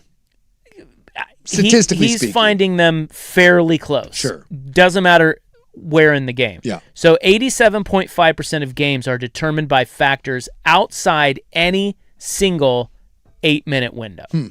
In close games, the middle 8 ranked about middle of the pack at number 6 in game impact, while it ranked number 2 among the blocks studied in home games, interestingly. That was about a 9% impact. And it was number 5 in road games, which is only about a 6% impact. So his findings reveal that while the middle 8 belongs among the top tier of blocks, it is alongside the last 8 minutes of the second quarter and the final 8 minutes of the fourth quarter, and the tight clusters of findings illustrate that the importance of playing 60 minutes of quality football is more important than any single block or pair of blocks. That makes sense. I mean, I think it's one of those things that you just, I can see where the notion of the middle 8 comes from. Because you do get that, like if you're down by 10, right? It's this thing, well, man, if we just kick a field goal here and we get the ball in the second half, we can tie the game. But how many times do you actually tie the game? Even if you do tie the game, doesn't mean you hold on to the lead. So I think it's one of those things that the perception is louder than the reality. Well, but when Belichick throws it out there, Yes. we're like, oh, what a genius. It's also the perception of momentum, too. Yes. A lot of times, like, oh, we got to get the momentum going. Well, Momentum is such a thing that we Right. all love, but statistically, I'm guessing momentum analytical people hate the word momentum. Like, Yeah. they don't believe in it. Yeah. And so, to Bartu's point, like, he doesn't believe in momentum, I'm assuming. And so he was saying, look, it doesn't matter. Well, he's saying, interestingly enough, he kind of takes it a little deeper, and he says that certain blocks should be valued more in home games than away games, and he's now calling it venue-appropriate game planning. Now, that's interesting. What I wonder what exactly. Well, Again, it says deeper dive, like- during home games, an emphasis on the first 8-minute block to open the game was shown to provide the largest advantage, and also points out that road teams have a tendency to surge late in games. So keeping the throttle down late in the game should be valued. Well, I would make the argument, just off my dumb pea brain, that the final 8 minutes of any game should be the most important block. Like, Well, it depends on how the first 8 go. He's saying that it correlates to like the first 8 being home team advantage. yeah. You know. Well, the idea, most football games, when blowouts happen, whatever, but most football games come down to the vast majority against good teams are one-score games. And so it would make sense that the final 8 minutes are the most important 8 minutes of any game. So he's saying a home game plan should ideally focus 40% on quarters 1 and 2, 30% on the middle 8, and 30% on the fourth quarter. It's funny. I wonder, like, and again, I've been involved in a lot of game plans in my life, but I've never. I mean, You've never broken it out like that. No, I mean, and again, I've been out of the game for so long, and I'm not certain how. Because when I played, there was no analytics. That wasn't a thing. So I don't know how deep teams go, but for the most part, people script between 10 and 25 plays at the beginning of the game. And a lot of the times, those scripts are used to set up further things like, okay, and obviously you don't stick exactly to the script, because if we end up in a 3rd and 1, we may not stick to the script. But let's say we script the first 25 plays. Those are going to be not only what we think are 25 very good plays, but we are going to line up in multiple formations because we want to see what you do, right? Hey, we're going to line up in bunch 3 different times because I want to see how you do. And if you give us a certain coverage in that, now I know in the 2nd, 3rd, 4th quarter, when I do go to bunch, I think you're going to line up like this, and I may have a counterpunch to it. So it's not only do you try to get in a rhythm and you build it, but it's also kind of a feeling out process to see what the other team's doing. So I guess in some ways, according to this, you could almost end up, from an analytical standpoint, you might be better off scripting different parts of the game. Hey, I'm going to script, 10 to 12 plays here, right, but I'm also going to script, So what he says for the road team is that they should find a way to survive the first 8 minutes. Yeah. They struggle. Road teams struggle more analytically. Yeah. It is in the numbers. They struggle more in the first 8 minutes. And maybe that's an emotional, thing with the crowd and everyone's fired up. So he's saying conservative opening script, avoid turnovers. Makes sense. And you should really weigh, he says, conservative opening script to avoid turnovers that could tip the scales in the home team's favor even more. And teams that stayed within 1 score through halftime held an advantage come the fourth quarter when aggressiveness from the play caller should really emerge. So the road game plan should be 25% survive first quarter, 25% stay within a competitive striking distance, and 50% on fourth quarter execution. That is really interesting because you still want to script because you're still trying to kind of get an idea of how they want to play things. But yeah, I could see that from that standpoint. I could see coming out and playing a very conservative first half. We're going to run a lot of play action. We're not going to do dumb things. We're, tell my quarterback, hey, we're not throwing over the middle here. We're going to play on the outside, and there's nothing wrong with punting the football. No. I could see that. And then in the second quarter or the second half, hey, we're going to put the hammer down here. We're going to take some chances and let's see where we go. That actually makes a lot of sense. That makes a lot of sense from when you look at the analytics of that. Yeah, you can't win the game in the first half, but you can lose the game in the first half. Yeah. You're going to win the game at the end. Then you get fans all. I mean, when we watch games, like what we hate it when coaches are so conservative like that. Yeah, when they come out and you're like, "What are you doing? What are you doing? Come on, yeah, throw the ball." But there may be some. I mean, obviously, it doesn't say maybe. No, there is. According to Dave, there's an advantage there. Look at bar 2. Yeah. and I don't know. Like I said, I haven't been involved in a game plan in 20 plus years, so I would be interested to sit in meetings and know what coaches think about this information. Because whatever you think of analytics, if you're not using them at this point, you are leaving a tool in the box. And I don't know why you would do that. And I'd be interested to know, maybe we'll ask next time we have with Dan Lanning on there, how much, and maybe you don't get the in-depth answer, but at least you can ask the question of how much does stuff like that play into how you approach a game plan? And there is your points gobbler. Coming up next on In the News, what could be coming to Waterfront Park? Next.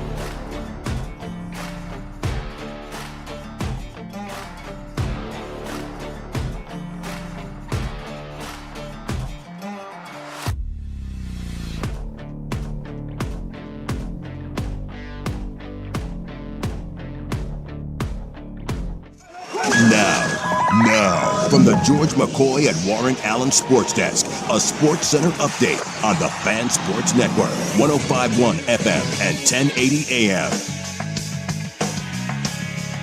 First on the Fan, NHL Stanley Cup Game 5 tonight in Carolina. A series tied up at 2 between the Hurricanes and the Vegas Golden Knights. That'll have a puck drop right around 5 o'clock. Later on tonight, Portland Fire, they're hosting the WNBA champs, the Las Vegas Aces. They're in town at the Moda Center right now. Vegas is an 11.5-point road favorite. Former Raiders receiver Henry Ruggs III, he was denied parole today. This is nearly 5 years after his drunken driving crash that he had. Carolina Panthers, the wide receiver Jalen Coker, they have agreed to terms on a new 3-year extension that's worth about $35 million. World Cup started today. The first match, Mexico defeated South Africa 2-0. And Phil Mickelson, he has been accused of inappropriate conduct at the Farms Golf Club, which is near San Diego. He's been removed from the club after an alleged incident this past spring where a female employee accused Mickelson of non-consensual and inappropriate physical conduct prior to one of Mickelson's rounds. I'm Stephen Vaughn from the George McCoy at Warren Allen Sports Desk. Don't call your mom. Call George McCoy at warrenallen.com.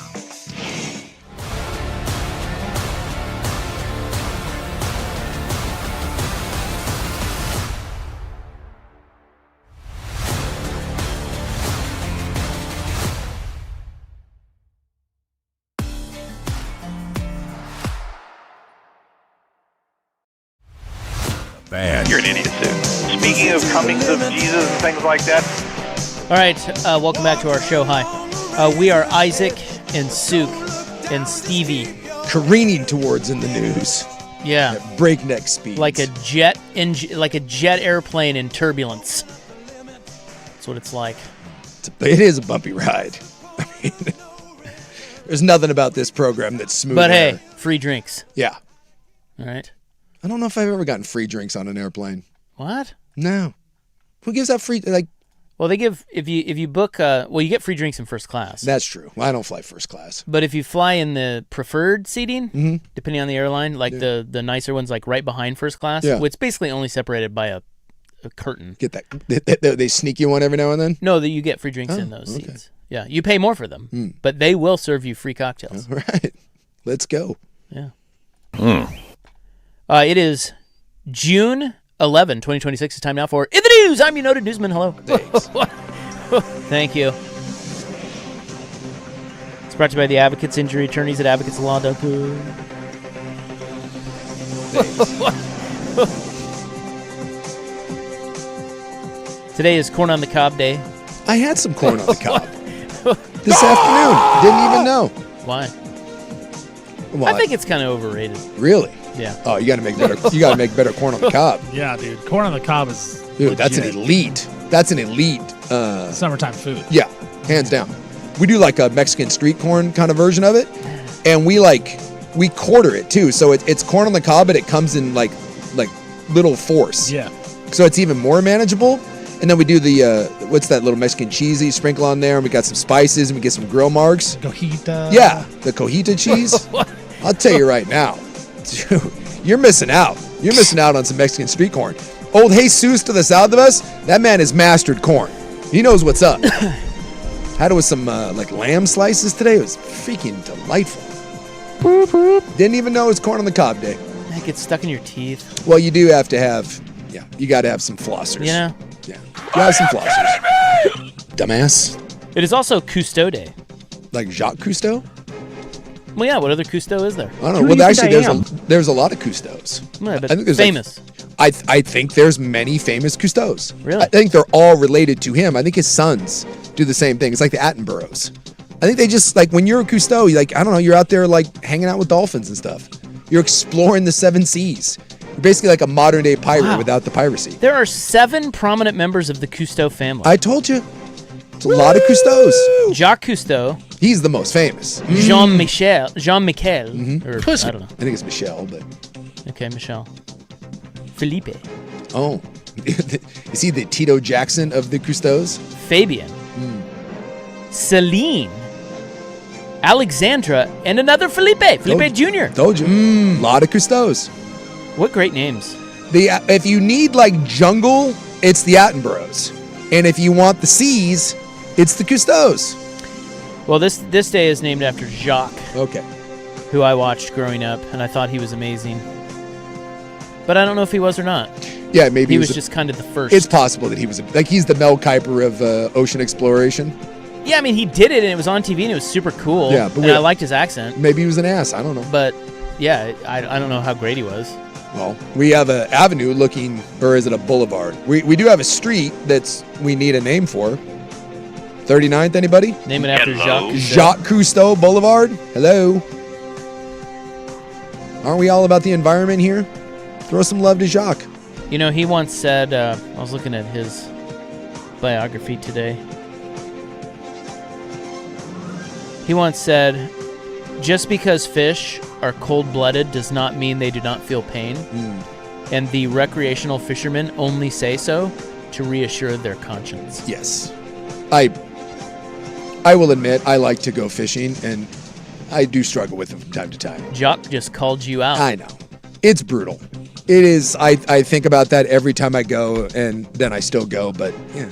At least I acknowledge my hypocrisy and that it sucks, but fishing's fun. So you didn't. No, I think he did. What is that? Hey, guess what might be coming to Tom McCall Waterfront Park? Streetman. Like I Sprague. need to see Dong. What? We're going hogs out at Tom McCall? Well, there are streetmen down there. Well, of course. You don't need to. No, I mean, That's not coming to. It's That's there. already there. Yeah. Oh, wait, we got. That's already now showing. That is now showing, and it's a long running show. Like Cats on Broadway. Yeah. The Streetman to Tom McCall is Cats on Broadway. It's been there forever. I don't think it's ever, show's ever ending. No, it's the most successful show in the history of Tom McCall Park. That's right. A restaurant. Oh, So you know where the fountain is. yes. Right next to that is there's a building there. You know what I'm talking about? Is that It's the one got that- like is that- glass? Is that the one that's kind of out on it's like a jetty kind of? No. The fountain. Yes. Up Up a ways. by NATO. Okay, there's a building there? Yeah. There's a building there. You wouldn't really. I mean, you can't miss it. It's there, but it's like never anything. And so you don't really notice. So you don't it. really pay attention It's like to a it. Where's Waldo situation. It just blends into the background. But they're going to turn that into a restaurant. What do we? So this is Dan Yates, the president and co-founder of the Portland Spirit. He has filed an early assistance application to convert the park's only commercial building, a one-time visitor center designed by famed local architect John Yeon. He's our Jean. He's Yeah. our Jacques Cousteau of Tom McCall design. From current use to a full-service restaurant. Now, would you what would you want to eat at Tom McCall Well, Waterfront Park? the one you were thinking of, Yeah. I think is awesome. Yeah, and it's like it's been empty. And for, it's down off of the dock. Yeah, it's like It's been empty for years, but it used to be like I thought it was like a chart house or something. It wasn't a chart house. It was like not Stanford's. Oh, the listeners will get that. But It was a fish restaurant. But you know what I mean. There's it's right down there off. It's off of the pier. Yeah, and you like walk down. There's It's like a little. pretty cool location. I would think so. It's a cool little restaurant down there, Yeah. and it's been closed. Like it never. I don't know. I think is better than That shocks me. than this location. That shocks me that isn't something, because you would think that that's a really cool. Like if you're looking for a cool place to go eat with the missus, I would think that would be a cool place. So this place is up by the fountain. Okay. It's a glassy, modernist structure, sizable patio. The Portland Spirit's main dock is in the same area of the park, and expanding its presence is a logical move, especially in a moment when a public design competition to renovate the park's grassy bowl is underway, and a number of entities are working to revive the city's waterfront. So they say there's a few big steps still to go before breaking ground, but that is the preliminary plan. Their ambition for the building, Newport Bay, that's what it was. Okay. The one down on that the makes sense. pier. I was thinking chart house, but yeah, it's a seafood. It was a Newport Bay. Okay. Anyway, Well, yeah, I'm just looking up. I see it here, and you don't even notice it. But yeah, I probably walked by that thing 1,000 times. so the ambition is for the building to be a family-style casual restaurant space that can also host pre- and post-cruise events. See, that's the key. It's attached to the Portland Spirit. There you go. So you go down there, you have a few cocktails, you have something to eat, you get on the Spirit. Afterwards, you get off, load up, party a little bit. The proposal outlines $2 million in renovations. It lists making over a smaller walk-up structure to serve food directly off of Salmon Springs Plaza and to renovate approximately 5,000 square feet of outdoor seating and gathering space. Now, I'm assuming this is privately funded. Within the existing courtyard, pergola, and river-facing patio area. This isn't a city thing, right? No, I think it's Portland Spirit is doing it. All right. They're the ones that applied for the application. Okay. It is kind of alarming when you think about that. I mean, we've all been different places in the country. We have a river that runs through the heart of our city and splits it in two. And I'm not saying I've been everywhere, but I have never seen a riverfront in a city that is as poorly used as ours. We have jackass going on our riverfront. Nothing. Even if you go over into Vancouver, like the last 10 years, Vancouver has completely redone their downtown around the waterfront. And there's like high-end restaurants, and there's like a really cool park.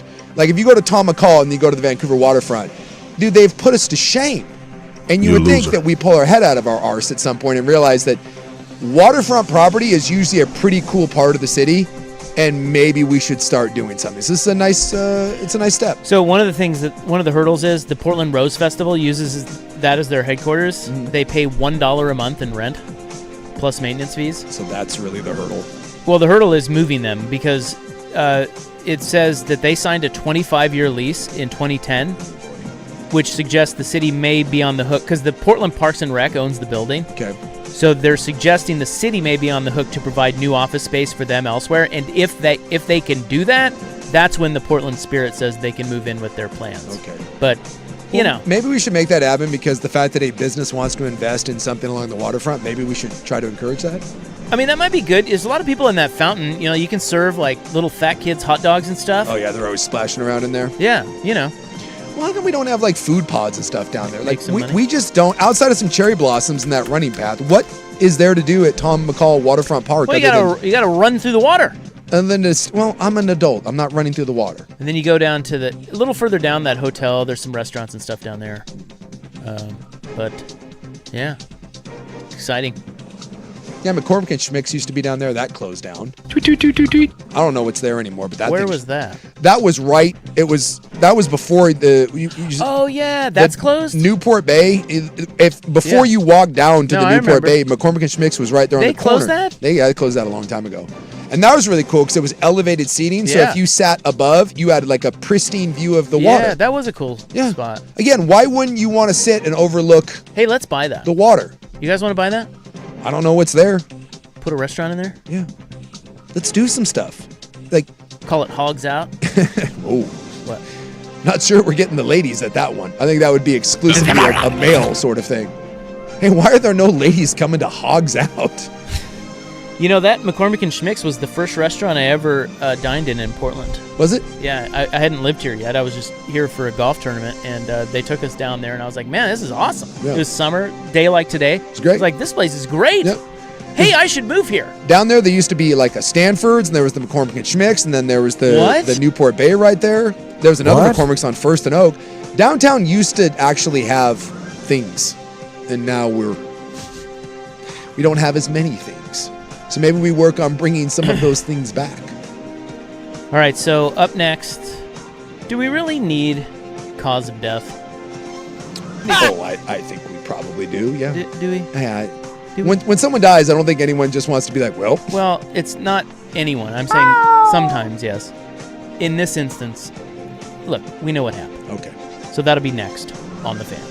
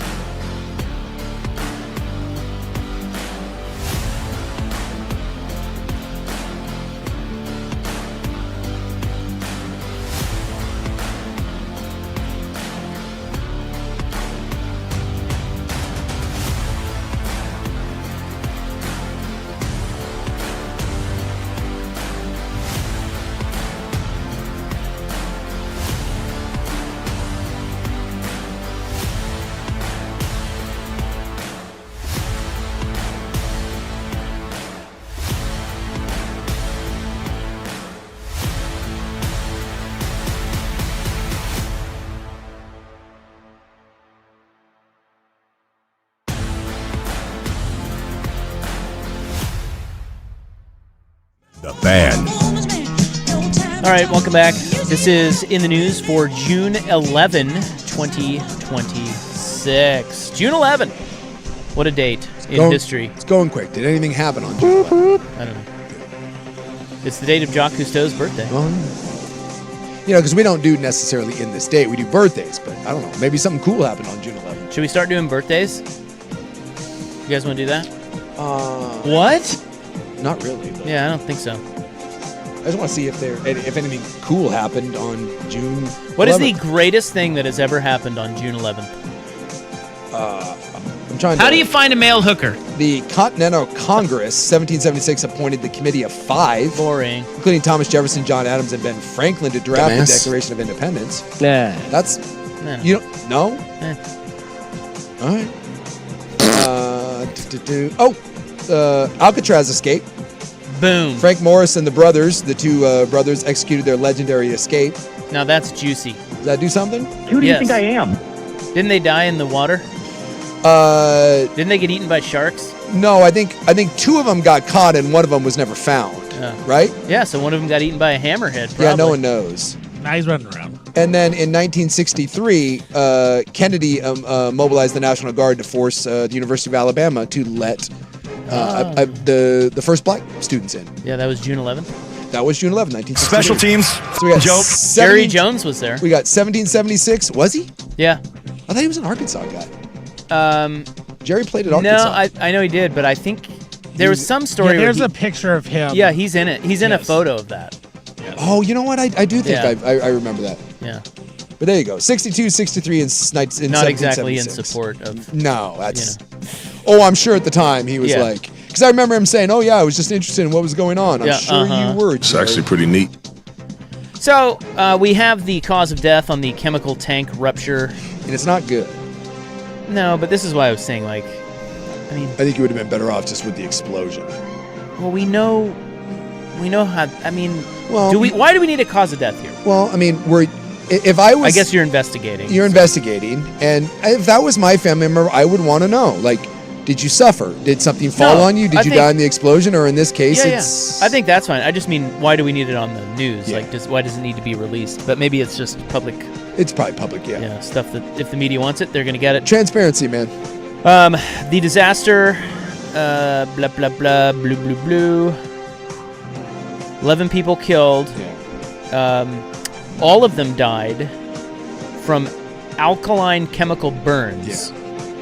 Blunt force injuries and asphyxia were also listed as the cause of death for 2 of the workers. So you got the explosion and stuff hitting you. You have that stuff is very poisonous and you can't breathe.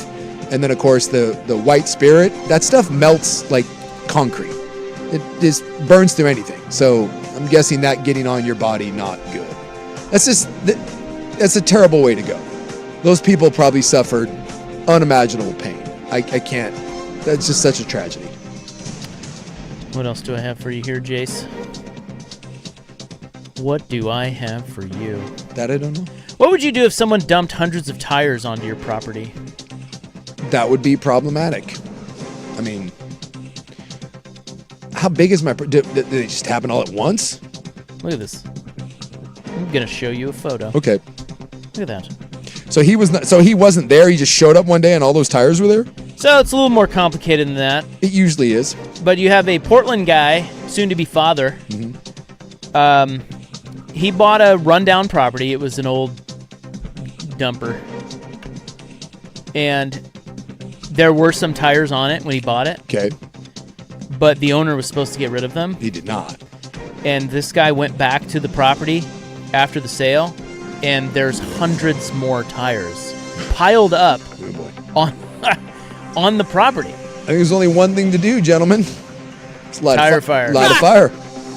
I live next to a squatter up on the center, and the tire fire that he lit, I'll tell you what, that thing burned for like a month. It's quite impressive. So this guy's name is Con Tran, and he tells the news that he's lost sleep trying to figure out how to remove a seemingly endless pile of tires that's been dumped around his future home. 1-800-JUNK, perhaps? He said, "What can I do?" He said, "The reason I wanted to buy this property, I think it's in a beautiful location. I didn't know the disaster that was going to come with it. So it's Southeast 174th and Powell. He bought it in April. Most of the property was inaccessible because of walls of tires stacked 6 feet or higher. And there was a person living on the property without permission. So again, we got a squatter. You say 174th and Powell? Yeah. Boy, that certainly doesn't look like a place where you could... He loves it. Dude, that didn't... Well, Dude, that looks like the biggest pile of crap, and it's well, across listen, the street. not everybody makes I'm trying big to radio picture money. The doo-doo hole here. So I'm guessing this is the... Like, that's a busy intersection. Well, it's not like right on the corner. I think it's near. Huh. Yeah, it's across Yeah, it's the... near Southeast 174th and Powell. Yeah, it's like sandwiched in between a 7-Eleven and a Chevron. I was thinking some sort of like country property. No. This is just like a... There does appear to be a big kind of empty field here. What is that? Kind of wanted to see if I could see the tire fire. It's not a fire. No, but the what Not could yet. be the tire fire. Well, I'll tell you what. I'm not certain that anyone would describe this as a beautiful piece of property. Well, I don't know that that's it. Like I said, I think they just said it's near that intersection. Yeah. So 1.2 acre property. Tires have been stacked to create a makeshift room complete with a table and chairs. Hey, what this sounds like is, because we've talked about it, there's streetmen and then there's go-getter streetmen. This feels like a go-getter streetman. The innovation that they show sometimes, it's quite impressive. And this guy's an innovator. This guy is an innovator. So- Tires probably provide good shelter, insulation, keep you warm. Exactly. A Metro spokesperson said, illegally dumped tires are a growing issue. Over the past year, Metro RID patrol crews have picked up more than 14,000 tires from public property in Greater Portland, 5,600 of those in May alone. Metro is working with law enforcement to ensure those who dump their waste in public spaces are held accountable for their actions. Now, this guy says that he doesn't know what to do. Can't you just go and recycle the tires? I mean, Well, I know it's that's it's overwhelming. I understand that's a pain in the ass, but he's acting like there isn't a solution here. Mr. Tran is overwhelmed. Well, I understand, but is being overwhelmed a news story? Well, Like, I now, mean, it is kind of unusual. can you recycle tires, or does it cost you? I don't know. What if he shows up to Les Schwab with 175 tires? Well, that's what I'm saying. Like, I understand you may have to take some trips, but you rent a U-Haul, you load it up with tires, and there you go. And it says, yes, you can recycle tires. So he has an online fundraiser he would like you to donate to. Oh, So far, they have No. raised $1,510. really? Yeah, Why is anyone giving him money? he wants $5,000 For what? to dispose of the tires. Boy, look, Pain and suffering. I understand that at times we need news stories, but my man Tran here, I don't understand how this is He news. says that you're inconvenienced by some tires. He says it is impossible for us to fund the tire removal alone, and the situation has become a serious safety concern for our community. Okay, time out. So you bought a piece of property, which I'm assuming wasn't free. You're planning on building a home there on that piece of property, and yet $5,000 is what's keeping you? I'm calling horse nears. If you can buy property, build a home, and you need $5,000 to remove, it just sounds like you just don't want to deal with the tires, and you're asking other people to remove the tires from your property. And I'll tell you right now, Mr. Tran, you ain't getting a dime from me to deal with your tire problem. Pound sand. So he can get fined for this, Okay. but believe it or not, the county has come to its senses and said, listen, we don't want to add to Yeah, his it's not your financial fault. burden. It's not his fault, so we're just going to leave it alone. This someone's saying it costs $5 per tire to recycle them. Oh, really? Yeah. So you don't So- get money at cost. So you had 174? No, I just made that number up. Oh. It's a lot. Like he posted a couple of pictures of them, like a lot. I mean, hundreds. Well, if he has 200 tires, that's $1,000. And I Yeah. understand that sucks. But you bought land and are building a house, and $1,000 is what is flummoxed you. Oh. And by the way, when you bought the property, it already had tires on it. You bought a rundown, dumpy lot with a bunch of tires, and now you're upset that someone came along and put more tires on your lot with dumpy tires. What are we doing? Here's a guy. Hey, we're solution oriented here. Ryan out on the text line says, "Hey, have Mr. Tran call me. I can give him a loan to build his house and pay for the tires." Yeah. I like That's where our we're buddy, going. Ryan, I assume that's Ryan Huddleston. Yes.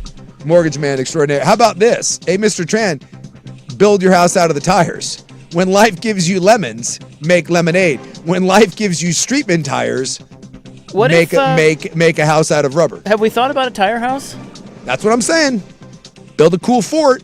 I got like 10 tires in my backyard I need to give him. You should go dump them. I should. Yeah. No, don't do that. Don't get. It's only I don't want to 50 give anybody bright ideas. It's only $50. Poor guy. Or look, here's what you do. All right, Mr. Tran, I'm going to help you out here. Go get yourself some gasoline. Go get yourself a match and probably about $50. You're on 174th and Powell. You're going to find someone that's willing to do this for $50. Here's $50. Here's a match. Here's some gas. I'm going to need you to go set the tire fire, my dude. And then you're like, I don't know what happened. I left. Next thing I know, tire fire. That's gonna be one hell of a tire fire. Well, would that set a record for tire fire in history? Largest tire fire in history? That's a good question. I'm starting to go fund me for my 10 tires in the backyard. You should. You know what? I'll get you. Why do you have 10 tires in your backyard? That's a little weird. Well, no, we had this hill in the backyard, and we had, when the kids were little, we built like a little obstacle course for them. So there's like tires so they can climb up on them and stuff. Cute. But now they're big, so I took them out. Someone is claiming that there's 5,000 tires on that lot. Is that true? It doesn't look like that many. That's a lot of money. How does $5,000? How does 5,000 tires end up on a lot? He's saying $5,000. So he probably says there's 1,000 tires on his lot. Is what he's saying. That's why he's wanting $5,000. But that's an estimate, and he may be overestimating. I don't know. Sorry, Mr. Tran. I have sympathy for you. Souk does not.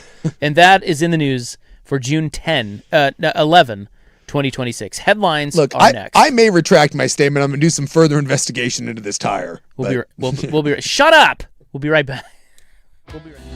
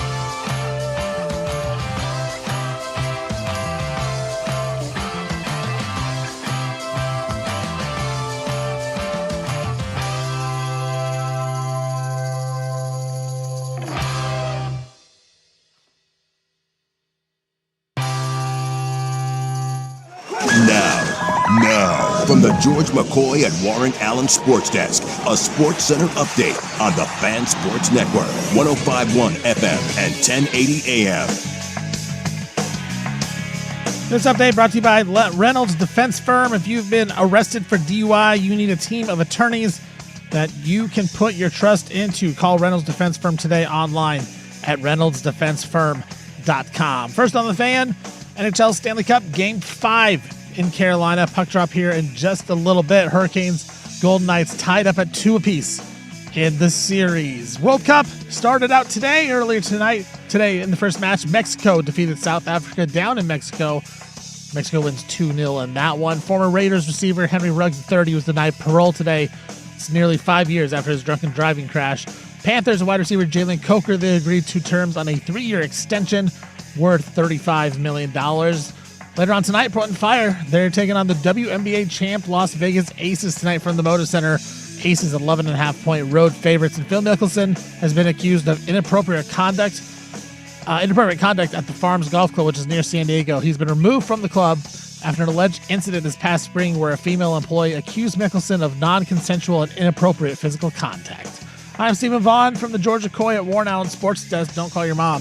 Call Georgia Coy at warrenallen.com.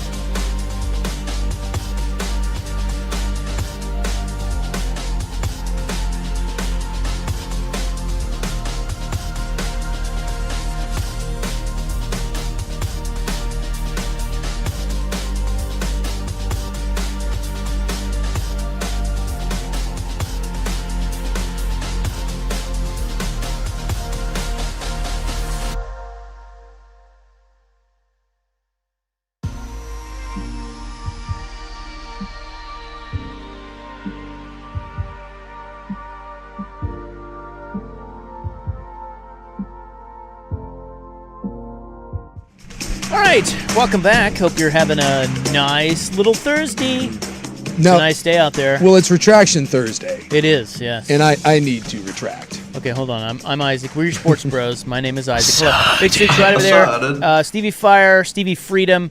We've got headlines coming up, and then we're going to talk about cool stuff because we like sports. Well, we got Stanley Cup coming on here. Yeah, we're gonna moment. live play-by-play the Stanley Cup for you. Boy, there is nothing quite as challenging as doing play-by-play hockey.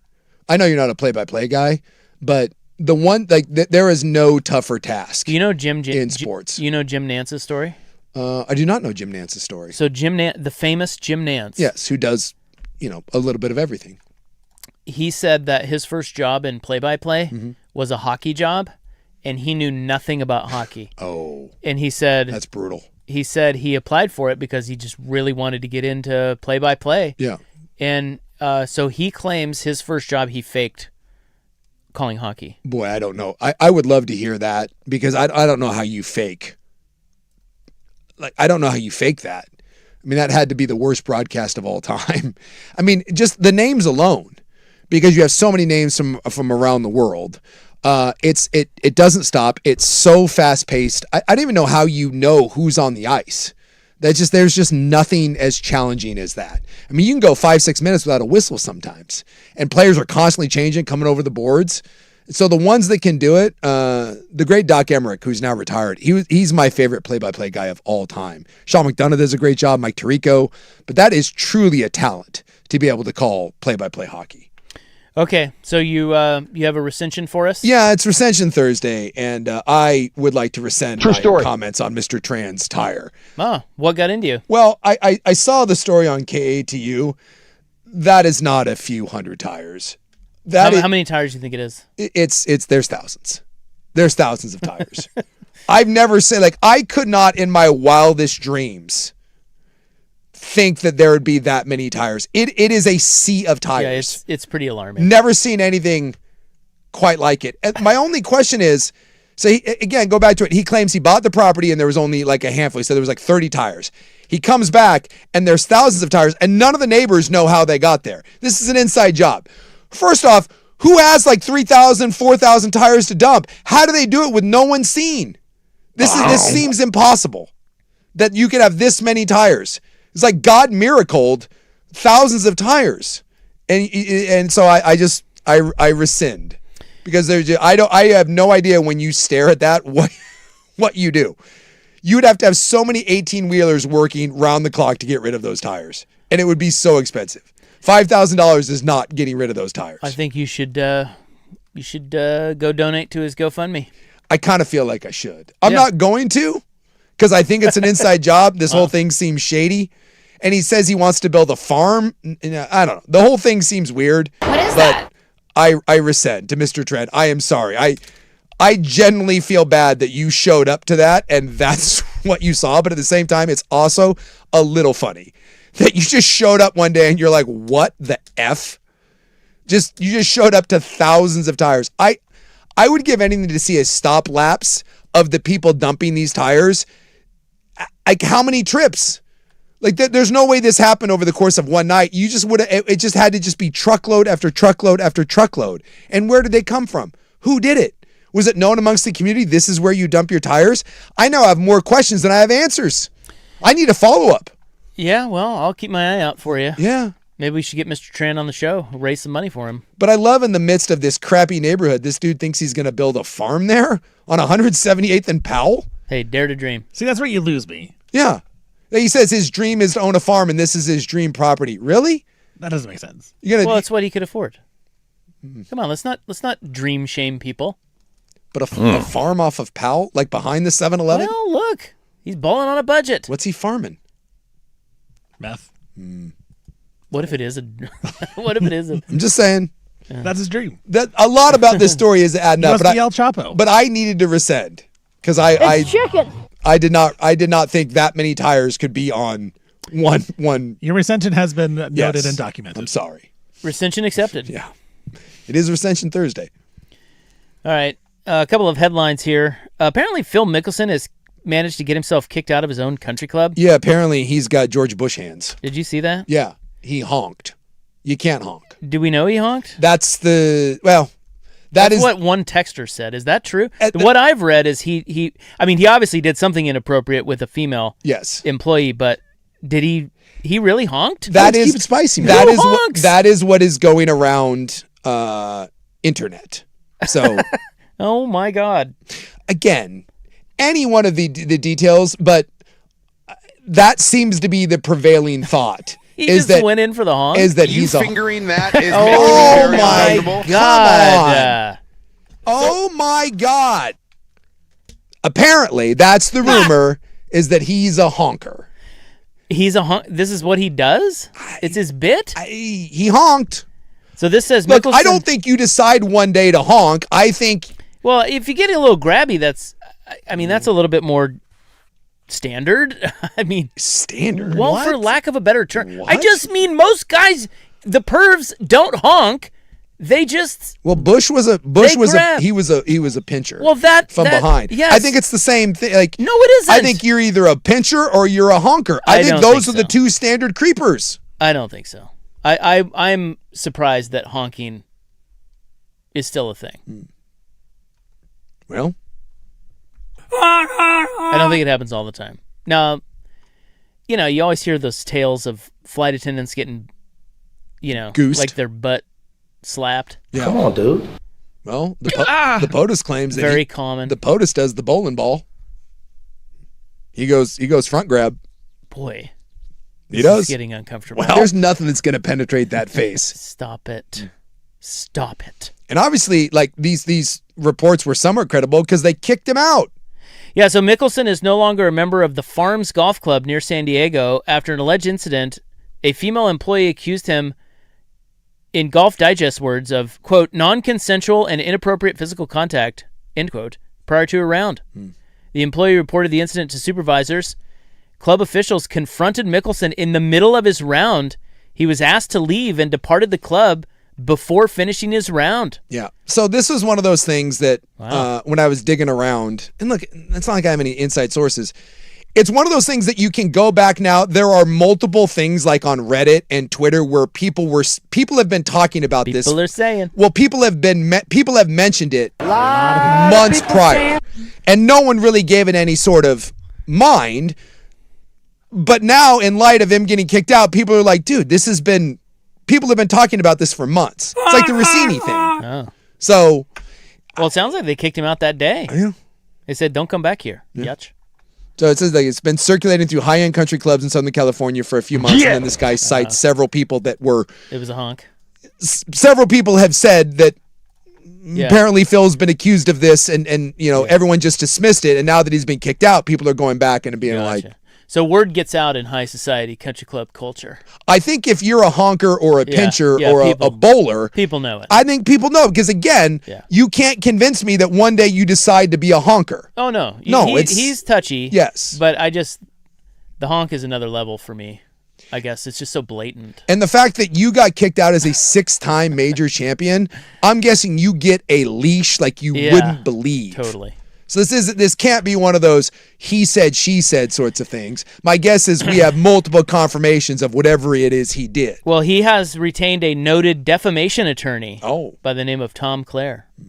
So he's going to say he didn't honk. Well, he says that the events are squarely contradicted by objective video evidence. Uh-oh.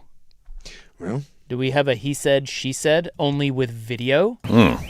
Do we have everything on video? I mean, this may be one of those where you have a video but look. Don't know. With this, Mickelson's a creepo. It certainly feels that way. Get out of here. And this Phil. may be Phil's got the money certainly to fight a PR campaign, but oh no. Look, that's all I know is if you told me that Phil was a grabber or whatever. Yeah, I wouldn't be surprised either. That sounds about right. I am not surprised, I guess. No. I should say.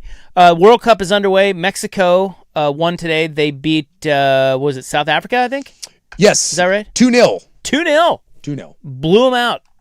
I do think that's probably a blowout in soccer. And Mexico is one of the favorites. Yeah, they're pretty good. Yeah. And then we have Korea. Korea versus Czechia. South Korea versus Czechia. Yeah, I don't believe the North Koreans are in this tournament. No, they are. The North Koreans are? Yeah.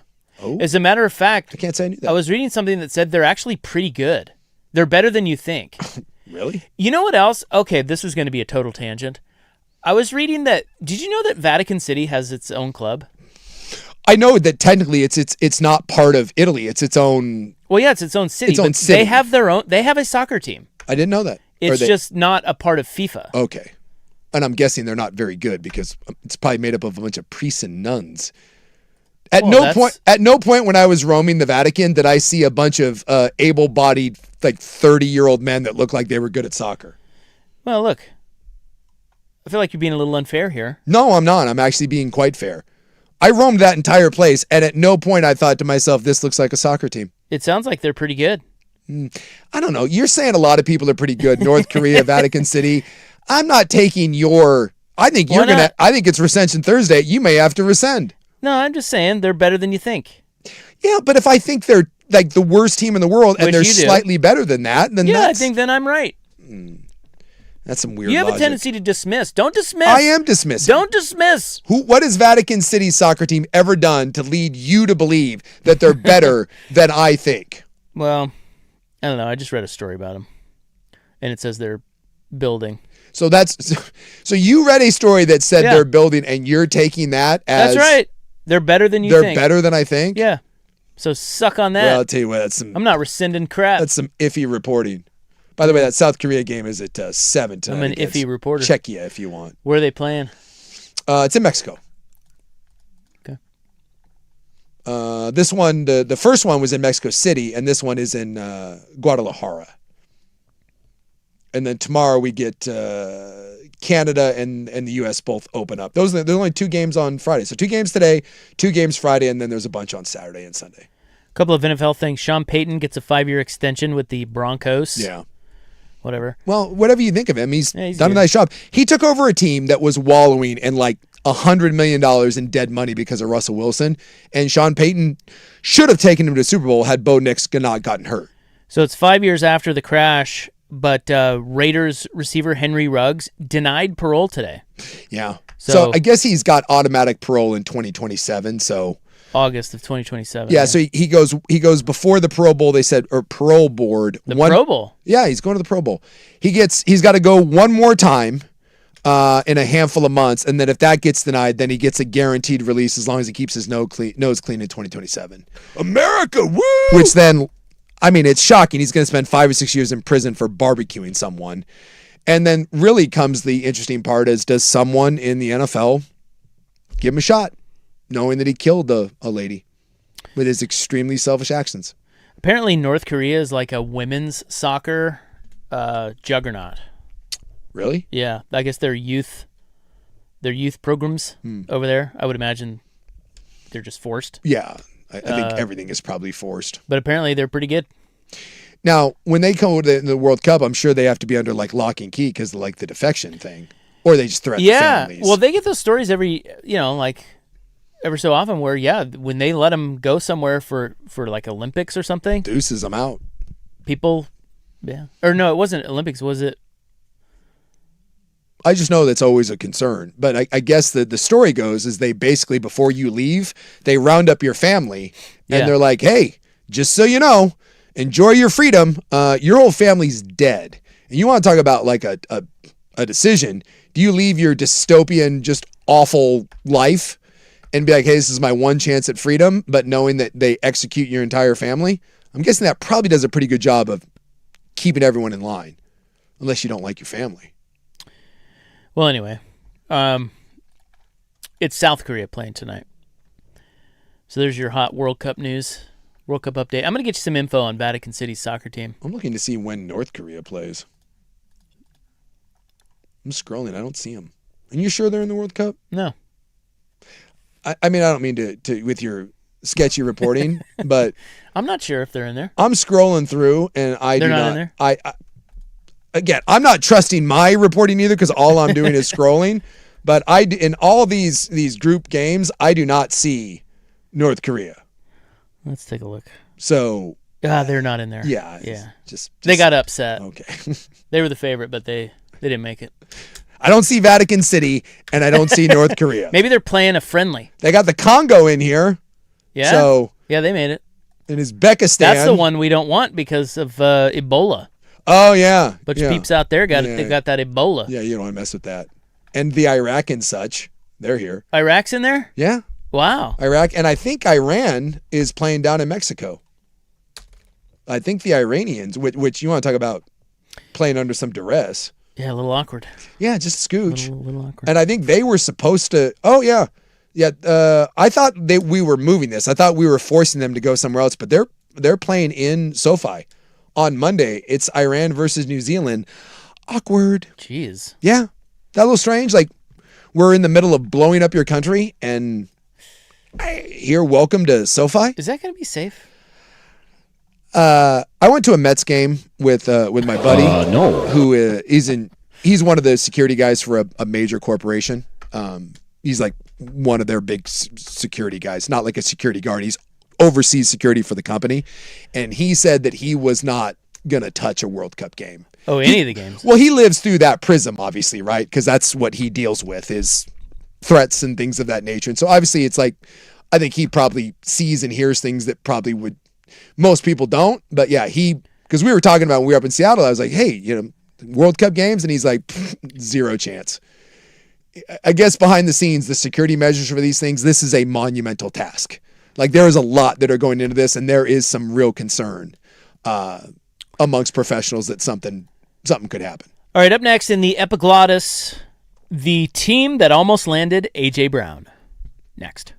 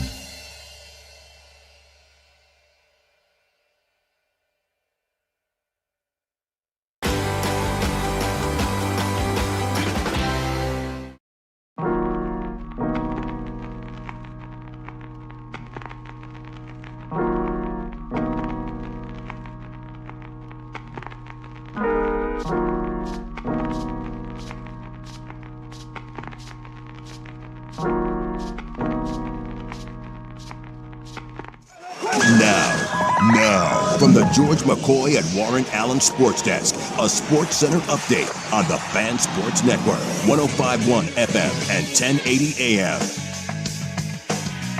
This update brought to you by Stone Creek Golf Club, Oregon's best public course for under $100. StoneCreekGolfClub.net. First on the Fan, NHL Stanley Cup Final Game 5 down in Carolina.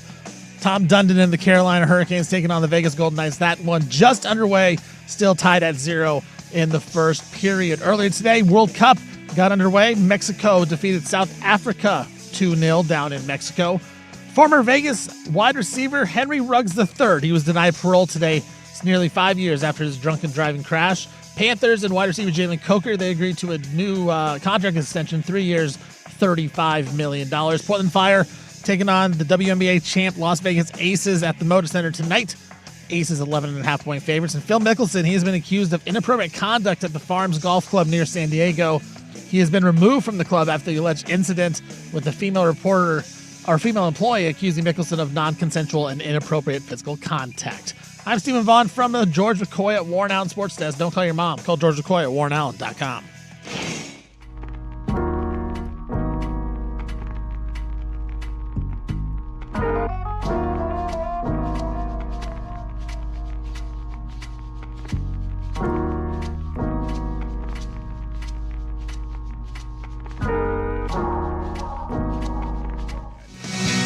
All right, so we're watching hockey because we're big hockey men. We're the hockey show of record here. I'm trying to think, is there, because Dirt's a hockey guy, I'm a hockey guy, and Sprague is not, and you, like, who's the bigger hockey guy, you or Sprague? We got Hockey Rob, Blue Line Brandon. Listen, dude, I'm the king of hockey. Everybody knows that. Therefore, we are the hockey show of record. They got swag, and I don't know about Stevie hockey in there. Yeah, I'm a little worried about his. Nah. His hockey, yeah, nah. I watched the Stanley Cup playoffs. That's about it. Well, I was watching PK Subban.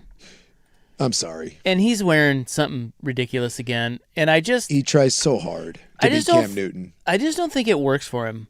Like, there are people who are pretty fashion forward, you know? Sure. And they're not trying to be. It's just a vibe. Like, they can do it. Like, yes. Johnny Depp is one of those people. He wears a lot of scarves and dude, whatever Johnny Depp wears, he kind of pulls it up. Like, it's like that. Sure. It kind of goes with. Yeah. The kids call that aura. There you go. Aura. Yes. Aura maxing. Yes. Johnny Depp is aura maxing. 100%. Depp has aura. This guy, Subban, he's an imposter. He's the most try-hardy person. It's like what he's wearing is not true to who he is as much as it is he's just saying, I just have the money, so I'm going to try to pull this off. Well, I feel like he is desperately trying to fill a role for hockey. He is trying to be like the Charles Barkley, Cam Newton of hockey. He felt like there was a role there for him, and he leans into it, and he looks ridiculous, and he goes over the top. It's like Alex Rodriguez trying to be liked. I cannot stand him. And he was a good hockey player. He is my least favorite. Well, I can't say that, Kendrick Perkins. He is one of my least favorite analysts in all of sports. Maybe Perkins I dislike more because Kendrick Perkins still thinks he can play and beat people up. Subban doesn't do that, but outside of that, it's the same sort of annoying try-hard. That's the problem, is that there's so many bad analysts that it's like, to put the blanket statement, like, that's my least favorite. It's oh, no, this guy's terrible. Oh, this guy's horrible, too. This guy's terrible. It is shocking how there is just, how did Kendrick Perkins get his job? He is awful at that thing. He's terrible. Is there just no one else? You would think all those jobs are, like, coveted jobs. And yet they go to people that are 2/3 of an idiot. Because he has said some horrific. Yes. Had horrific takes. Yes. I've had bad takes. Like, I thought the Spurs were going to win in 6 or 5. But he also said Bull was going to be a Defensive Player of the Year candidate. Dude, he just got cut, I believe. Yeah, given my choice, I think I would take PK over Kendrick Perkins. But boy, it's a razor thin line. Who are the most fashionable people? Like, when you think of somebody who's man. And you just leave me out of it, okay? Don't. I mean, it goes without saying. Besides, when you wear your Nike moccasins with like your board shorts, Bro. I mean, my God. Well, I don't. Whoa. We were all thinking it. Well, I don't have board shorts. Well, no, you wear like surf shorts. Yeah, they're not board shorts. No. Okay. Whoa. I have standards. Okay. So who's like the most fashion? Like, who do you think of? Like athletes, or are you going Anybody. in general? Like if you're going like males, it's usually going to be some sort of like movie star. Like I always think that like Brad Pitt is really put together. No matter what he's wearing, he looks. But don't you think he has a stylist? Yes. Yeah. And maybe they all do. But I feel like some of these people are actually. Well, I don't know. I have no idea if they're actually doing it themselves or. Well, that's the Just question. have Are you people- doing it yourself? You got a stylist. I have a stylist, but I think every one of those two. people. I'm down to two. I but- guarantee Johnny Depp has a stylist, but whatever they do, You think like so? 100%. They all do. They all do. Why wouldn't they? Yes. Well, because I think some people are just really good at, like, they just are really stylish. Like But they still have a stylist, and they can be like, "Oh, I don't like this." All right, I'll go with this then. If you want someone that I think is truly unique and does their own, well, there's one. Spike Lee. Spike Lee.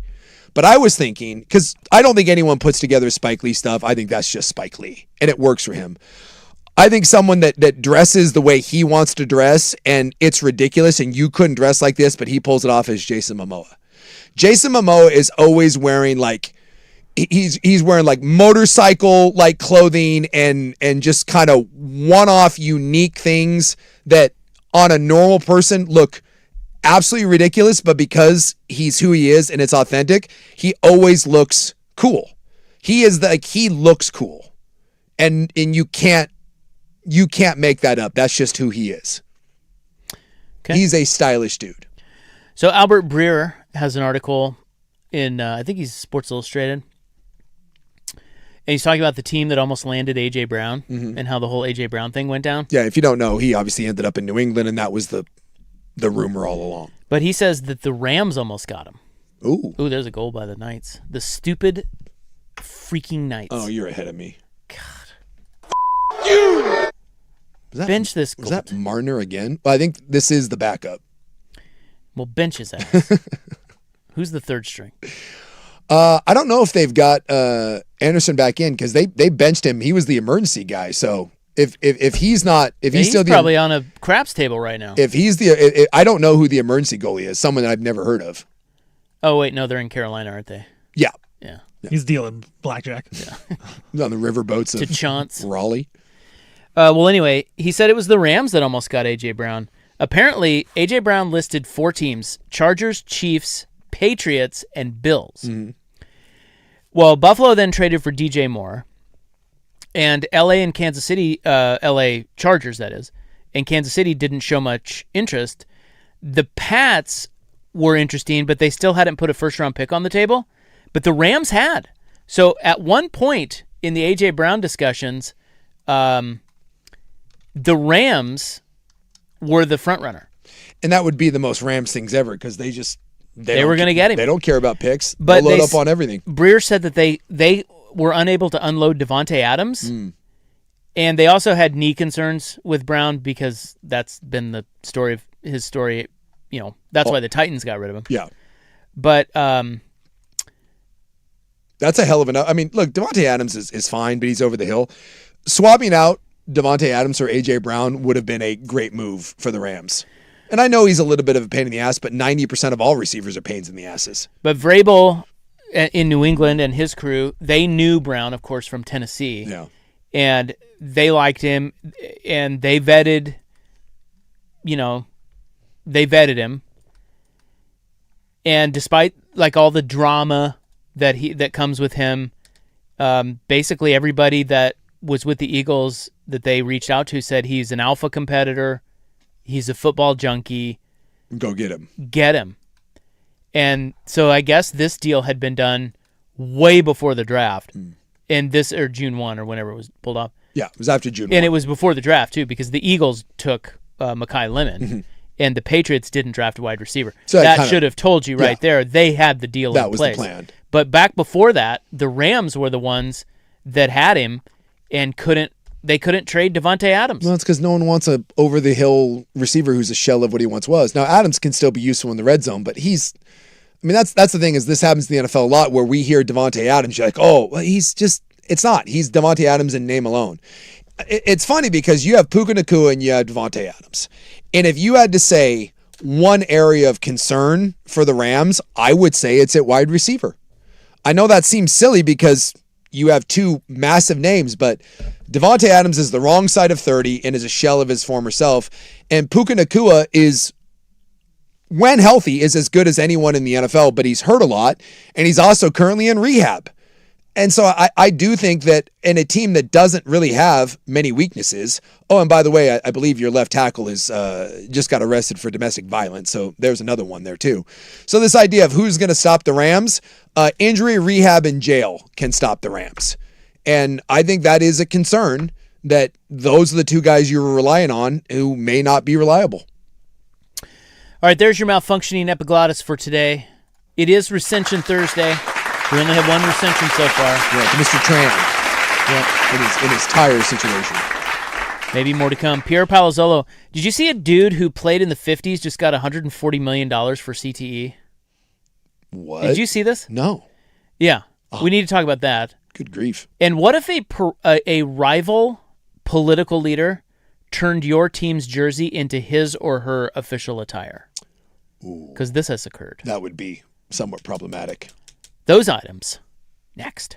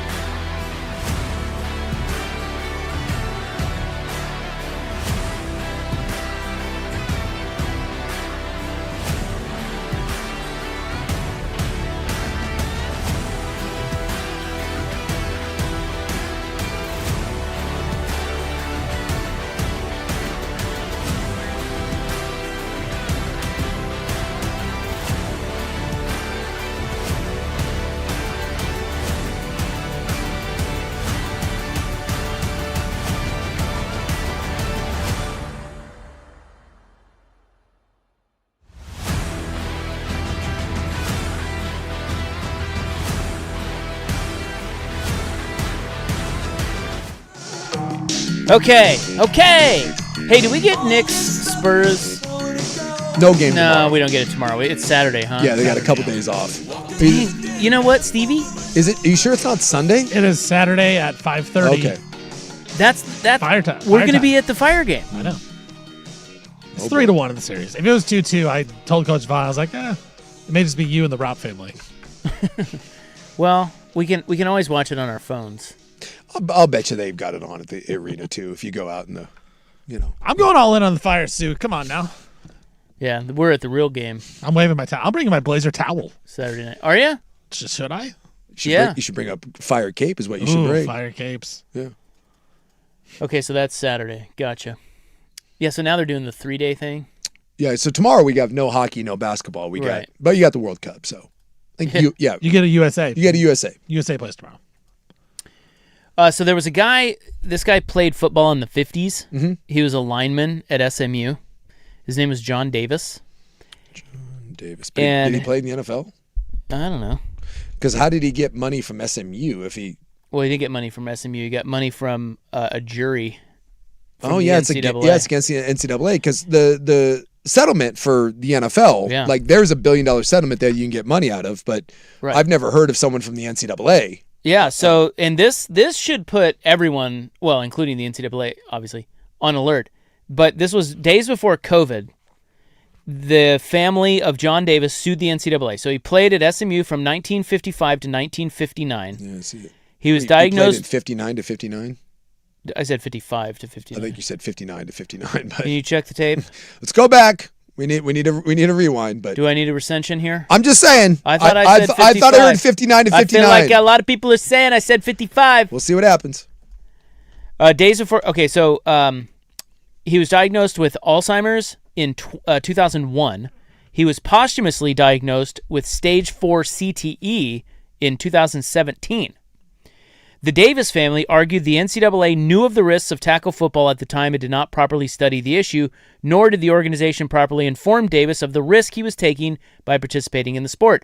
They sued for $1 million. On May 2nd, a Dallas jury awarded his family $140 million United States dollars. Let's play the fun game of how much money they're going to see. They're going to be $140 million.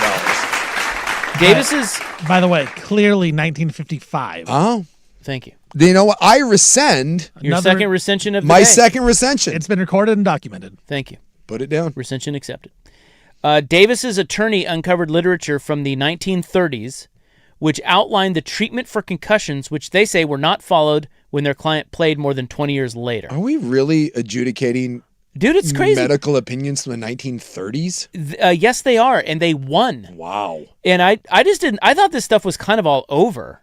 I thought so too. But this guy just got $140 million, or his family did. Well, So this says appeal the hell out of this, but this says in 1933, the NCAA's medical handbook for schools and colleges recommended that players with concussion should receive rest and constant supervision and not be permitted to play or practice until symptom-free for 48 hours. For symptoms lasting longer than 48 hours, it recommends players not be permitted to compete for 21 days or longer, if at all. This was in their rules in the 30s. yeah. Additionally, it stated there is definitely a condition described as punch drunk, and often recurrent concussion cases in football and boxing demonstrate this. Any individual who is knocked unconscious repeatedly on slight provocation should be forbidden to play body contact sports. So again, how is the NCAA responsible for this? Well, he's saying, okay, so Davis's son testified that his mother had to quit her job to provide full-time care for his dad before he died of a stroke. Players like my dad should have been warned about the risks of playing football, and the NCAA should have done more to study the issue. The NCAA reportedly argued that there was insufficient evidence linking blows to the head to CTE, that CTE causes the symptoms commonly attributed to it. Dude, when I played in the 90s, there was insufficient. Like, we were just... Right. And they're going back into the 30s and 40s? Yeah. And at one point reportedly calling it a hypothetical disease. SMU was not named in the suit, only the NCAA, but leaders across college athletics are no doubt discussing now the system's liability from the thousands of ex-players with stories to tell, like Davis's. Boy, he got $140 million. Well, he did not. He got awarded. He was awarded and they are $140 going. million. He will not see a dime of this for years. They are going to appeal this so many times. Like Look, I mean, obviously the guy had a horrible lot there, got the Alzheimer's.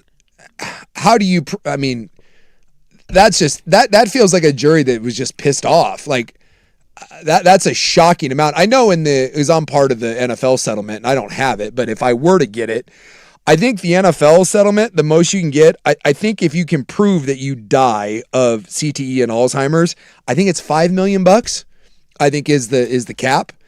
And you get 100. And how did you prove that his Alzheimer's from the 50s? He got 140. I just don't understand the link of that. And then you're saying that in the 1930s you knew about it, even though there wasn't any sort of definitive proof. I think CTE wasn't discovered until, I mean, that was the Dr. Bennett guy. I mean, they made a movie about it. I think he discovered it in the 90s, like when he actually made the discovery of the tau protein. So it's wild. Something tells me that, no offense, but this is another one of the local small town juries that found this, and as this moves up in courts, it did say CTE. I don't know if you caught it in the story, but it said posthumously. Yeah.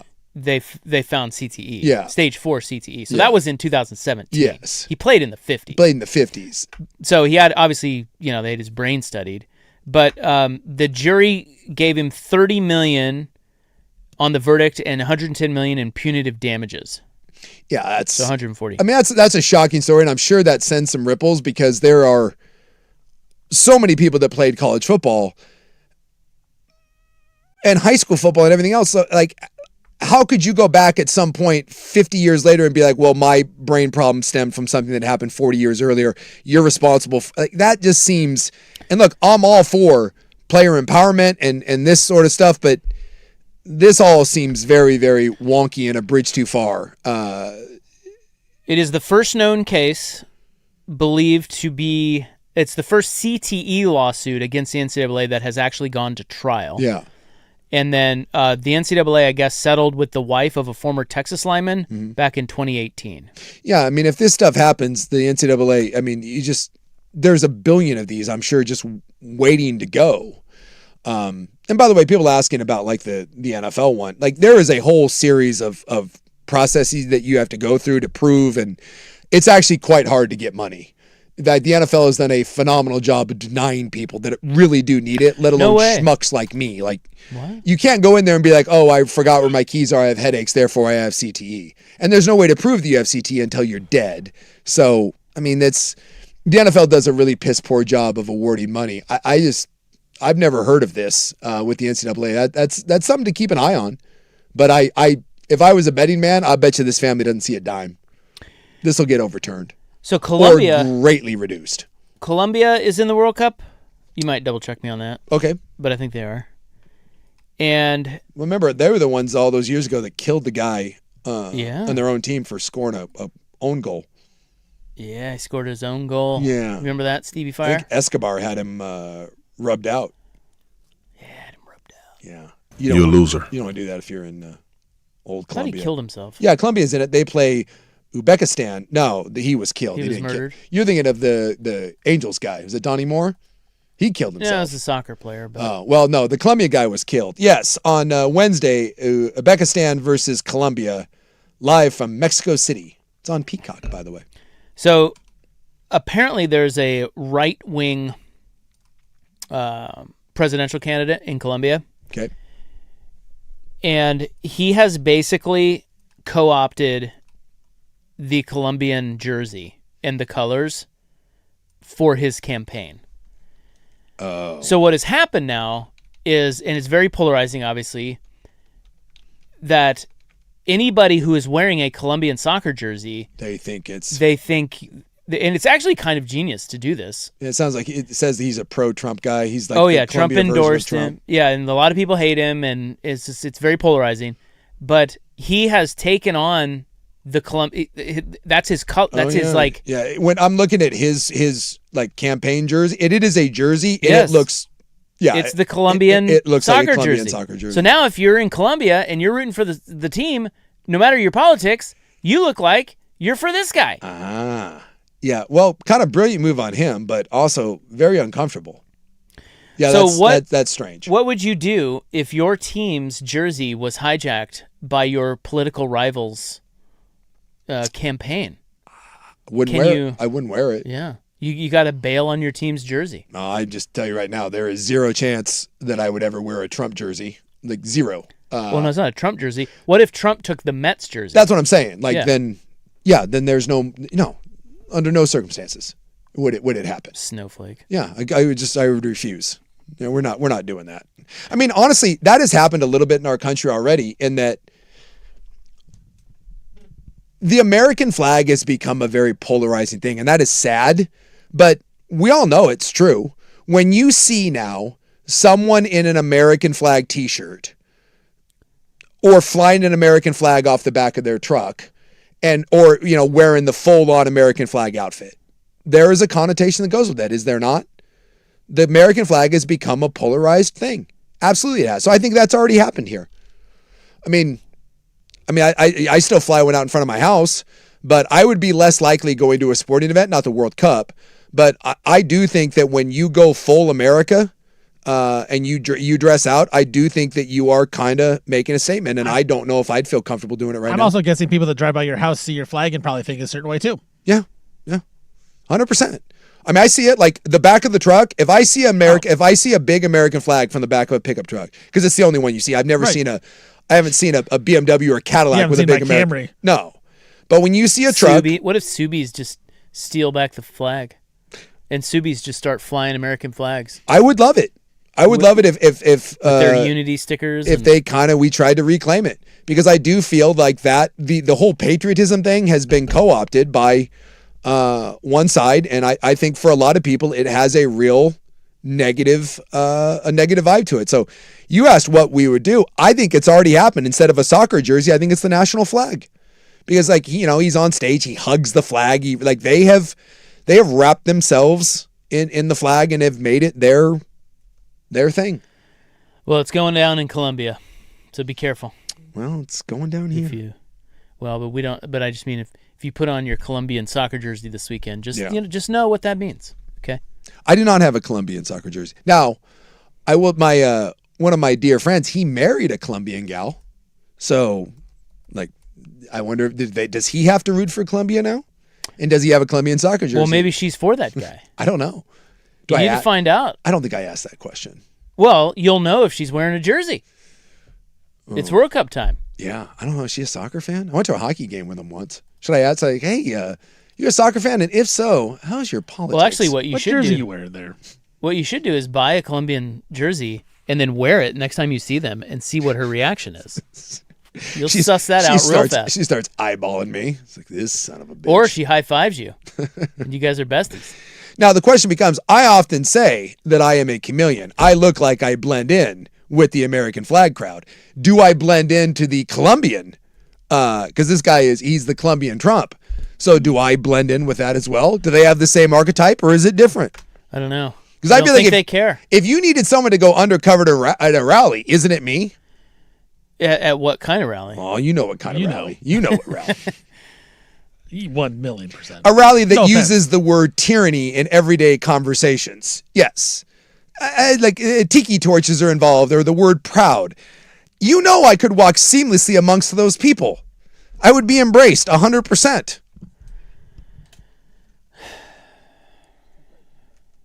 I know what I look like. I know. I'm going to have my mom start wearing a MAGA hat.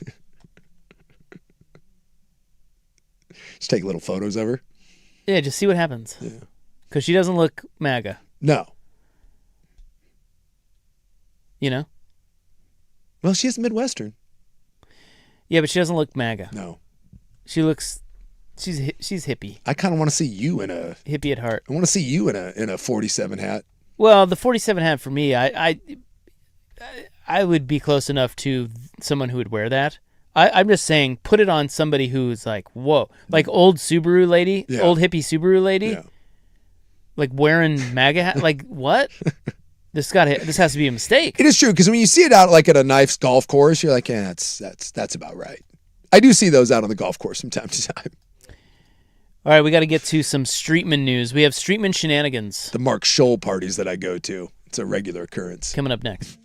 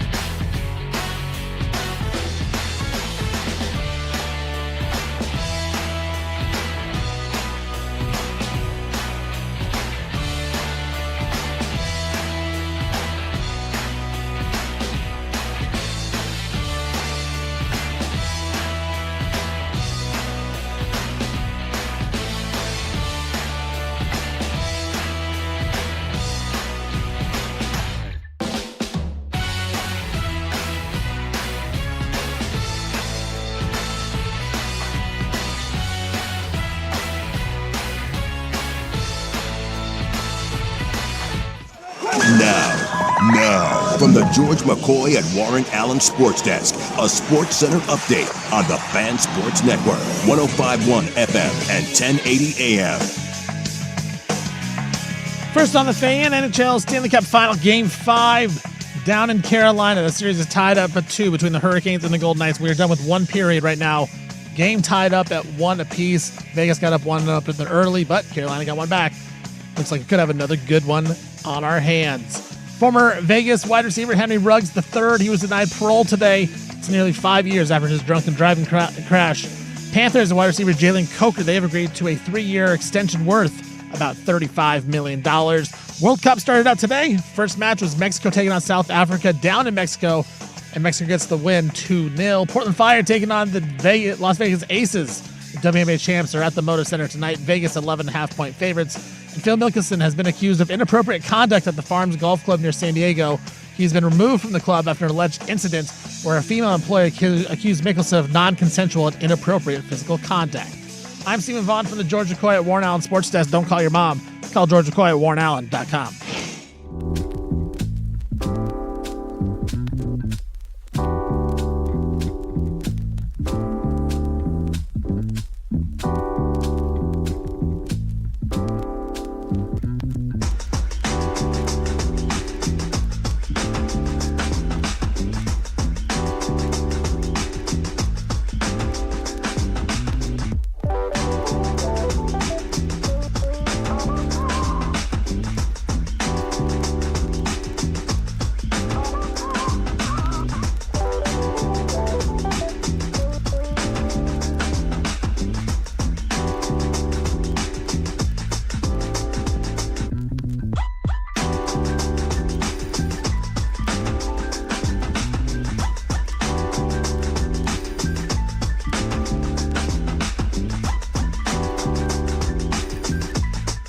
too much to arrive at these political compromises. Yeah. Google me, bitch. Oh no, oh no. Well, my. You know, what a burglar. Keep rolling. What? My mom is adorably racist. Fucking. I used to be a big wife beater guy. The only thing better than mauling a small dog is getting fingered while you do it. I don't want your life.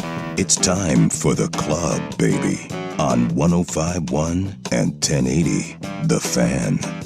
Hoo-wee. Oh, the old horse piano.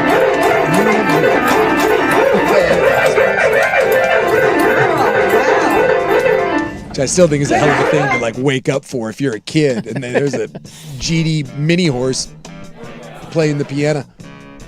Fucking. Did you know, by the way, this is on a totally unrelated note, but I just was scrolling. Did you know that the Giants have a 77-year-old ball boy? No. Look at this. Apparently, his name's Lefty. He's 77 years old. Look at this play he makes. Is he not a ball man? Yeah, he's a ball dude.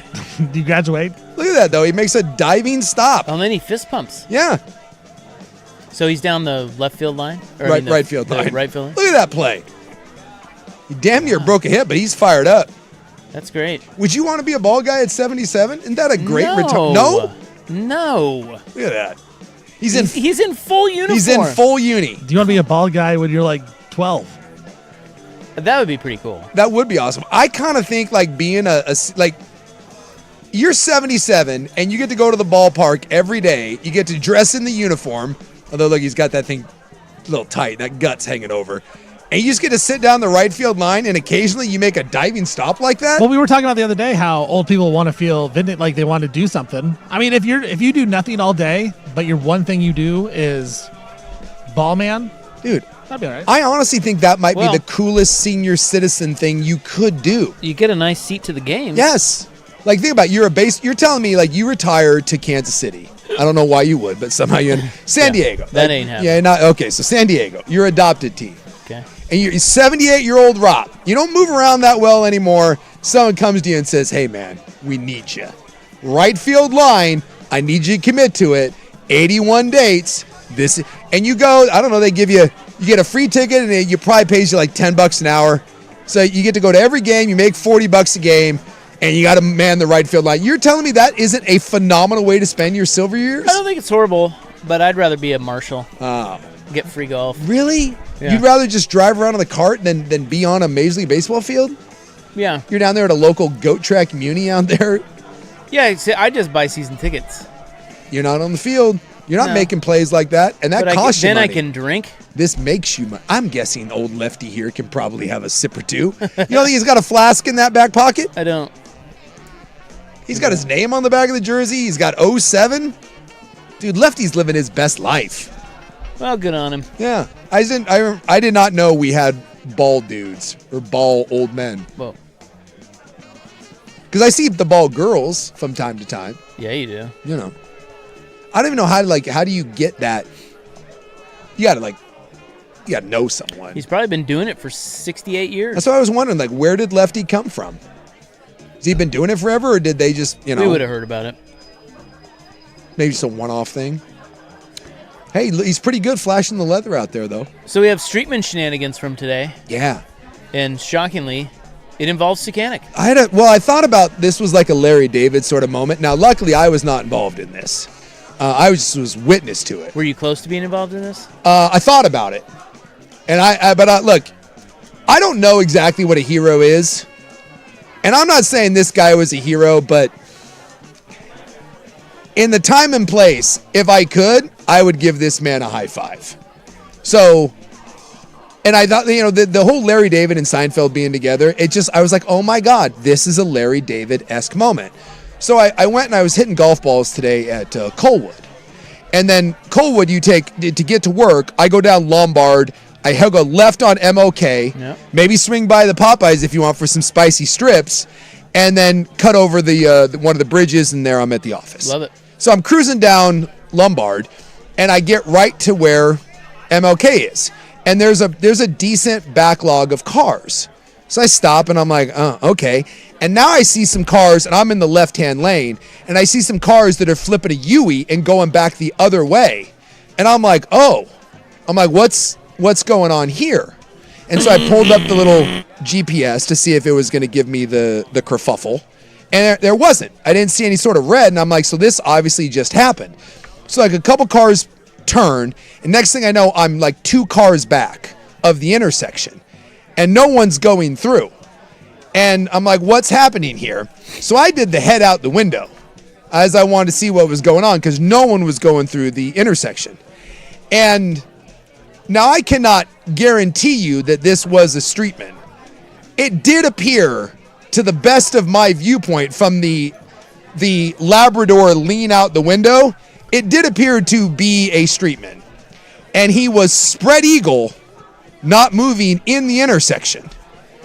His shirt was pulled up. So he was inconveniencing traffic for no reason? I don't know. Was he naked? No. But his shirt was... Thank God. He had a giant boiler. Oh, my God. His boiler was enormous. Big old belly on it? Big old belly.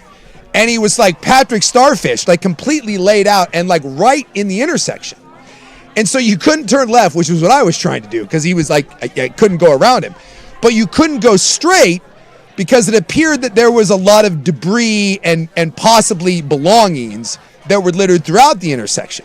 So the entire intersection had come to a halt. Dude, was he dead? I don't know. He wasn't moving. He just was laid out. And there were already several people out of their cars. Are you raising your voice at me? I arrived on the scene to find this situation already happening. And plus, what am I going to do? Like, I had a 5-iron, I could go poke him with it, but I'm not, I'll move him over. Herein lies the thing. I don't know how long this situation had happened, but the guy that was at the front, he was in a Jeep, and he was out of it. And there did seem to be a disagreement between people at the intersection. And so now I'm full on, I turned the music off, I got the windows down, I'm full Labradored out the window because I want to see what's going on. I almost got out of the car because I was interested. And it comes to my attention, he is attempting to pull the move the drill over 10. He's attempting to move the man because he's trying to turn left as I was. Okay. So he's going to move him. I don't mind this. And the people that were also there, they were having none of this. So they were yelling at the guy for trying to move him. And he was like, we got to get him out of the intersection. He was saying something about how he needed to go. He couldn't be waiting anymore. And they were yelling about him about being like an a-hole. And that this is. What if he's hurt or dead? Like, what if he's injured? Like, we need more information. I don't have the What's going on with the guy? I don't know. And I thought about getting out of the car, and then I was like, I don't know, this is getting kind of heated. Ow! And this is where I say, I'm not going to call this man a hero, but he was a man of action. He went shoesies and moved this gentleman further along. He picked up his legs? Yeah. And he drug him? He scooted him. It was a scoot. Oh, so the guy... No, he drug him. But was the guy motionless still? Yes. Was he dead? Did he move a dead guy? I don't know. Oh, my God. But he moved him, and it freed up my ability to turn left. And at that point, I realized nothing good is happening right now at this intersection. Nothing good at all. And at that point... Yeah, you're out of there. I'm out. Went around a car. You don't need that S. Went into the other lane, hooked a left, got the hell out of there, and now I'm down MLK, and I'm like, oh my God, what just happened? Now, the nice part is, as I was heading down MLK, like 2 blocks later, what do I see? A police car and a fire truck, both heading that direction. Therefore, out of my way. Not my responsibility, not my dog and pony show. But I'm just saying, I saw a man today in a hurry that decided to be a man of action and drag another man out of an intersection, and he just moved him amongst the other belongings that were in the intersection. And I'm assuming that he then got back in his car and left. I wasn't waiting around to find out. Well, there's a myriad of problems here. The first thing is, that guy, like, you open yourself up to a lawsuit. Like, if that guy's hurt and he's lying there hurt and you move him and hurt him further or paralyze him or something, Yeah. You can't, dude, you got to be careful. That's why I said he was a man of action. I didn't have the guts to do it. I was thinking to myself, I'm like, well, I just got to flip a Yui and try to go around this. Maybe that guy being first, he knew something that you didn't. It's true. So he may have known why the guy was laying there. Maybe the guy literally just laid down right in front of him, and he's like, no, this ain't happening. Look. Not up in here. That's what I'm saying. If you saw a guy walking across the street and then decided to be like, hey, watch this, I'm just going to lay down in traffic, then I think that's different. Yeah, that is different. Did he get hit? Is that why there was stuff in the intersection? Right. Did he? Now there was not a car wreck. Because my first thought was someone got hit and he's out of the car. I did not see a vehicle crash. I did not see it. Like, the debris was not car debris. It did appear to be personal belongings that was just strewn about the intersection. Like he was holding all of his stuff. And then, so it looks like he could have gotten hit. It's possible. Because he was holding all his belongings, and then he just he had it in a backpack or something? I don't know. An explosion. I don't know. Come on! Huh. Don't know. Well, that guy did help you. He did. But I can totally see why other people are like, dude, do not touch him. Here's another problem. That guy could have easily stabbed that dude. Like, this is what you read about. That the dude tries to move him because he's in a hurry, and before you know it, you're dead. This is why I say, I'm not calling this man a hero, because maybe he did something terrible. But Gray Jeep, if you're listening right now, I appreciated it. I'm not saying you did the right thing, but you were a man of action, and I don't think I had the courage to be a man of action. The only courage I had was to lean out the window and be like, what the hell is going on here? Yeah, I wonder if you were first in line, what you would have done. Because the cop was not far behind, so in the fire department. To be fair to my man, I'm assuming that someone said, hey, we called. Yeah. But the cop and the fire truck were not on the scene. They came after. Yeah, but that's probably what they were arguing about. The guy's they're like, on the way. They're on the way. Don't touch him. You perv. Well, look, I'm not going to lie. I was kind of in a hurry. I mean, yeah, I don't think that guy did the right thing. I will say that as he was laying there, I was actively thinking of a way to go around him. And it did cross my mind of... Speed bump him? No. I was just thinking how much of a jerk maneuver if I kind of snake around him. How I had that if thought. You were first? Well, yeah. Or you mean from your spot? From where I'm yeah. Whoa. So you go around all the cars and the guy? Yeah. And go up on the curb and get out of there? Yeah. Boy, I don't think you can do that either. I thought about it. I was like, dude, my fear was, this was like, I had like 25 minutes to get to the station. I did have the thought of, if this is like a serious situation, is there like this whole thing could be shut down? Yes. And I also had the thought of, if the police and fire are on their way, I have a limited opportunity here to get out. Because once they arrive, I'm guessing everything gets shut down. So I was thinking, I need an evasive maneuver here. And all of a sudden, Gray Jeep provides me with the window that I needed to not have to drive around a body. So you're telling me that Gray Jeep just moved the guy on his own? Yes. Like he picked him. Like that's not easy to do. You said the guy was a big old fat guy? He had a pretty big boiler. He went by the feet and he moved him. Wow. He moved him. I'm impressed. I kind of was too. But at the same time, if that was but like... I would never do that. Exactly. I've always liked physical big men. Oh, yeah. Exactly. It tracks. Again, I could not do it. You shouldn't do it. But you ever watch someone do something, you're like, oh, you shouldn't be doing that. And then you're like, God bless you. And you're like, I am gone.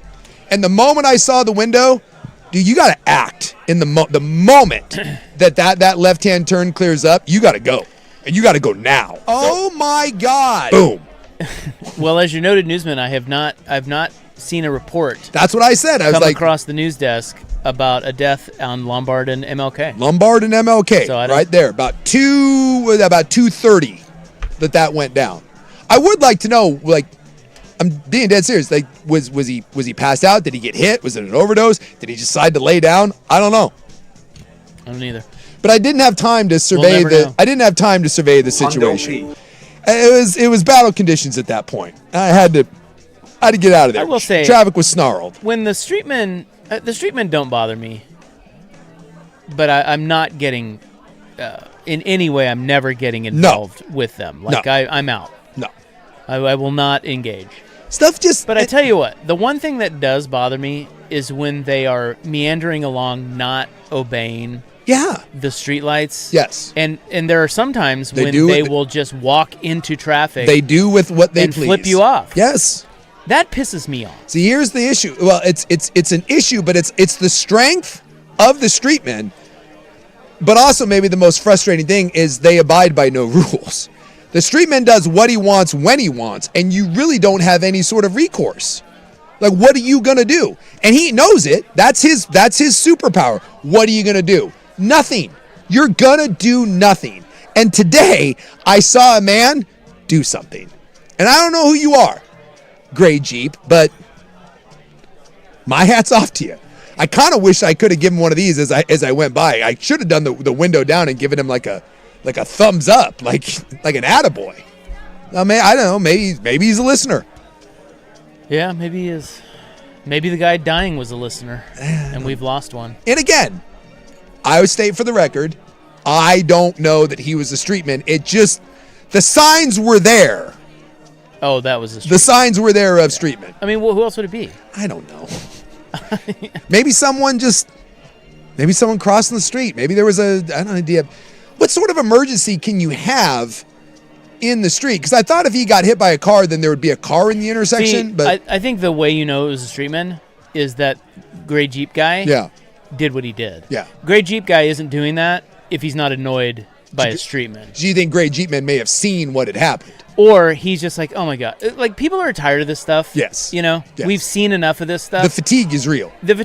And maybe Gray Jeep guys is like, you know what? I've had enough. I'm moving this a-hole. You know? So, because if Gray Jeep guy knows that that's just a normal, that's a bad thing to say, but you know what I mean? Like, just somebody who is having a regular citizen. Yeah, like somebody who's crossing the street and they got hit or tripped. had a heart attack or tripped or whatever. He wouldn't do that. He's not doing that. Yeah. So he knows.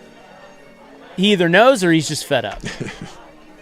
All I know is, in the words of our fearless leader, I had to skedaddle. Yeah. And I think when you encounter these situations, the appropriate thing to do is skedaddle. Somebody said skedaddle.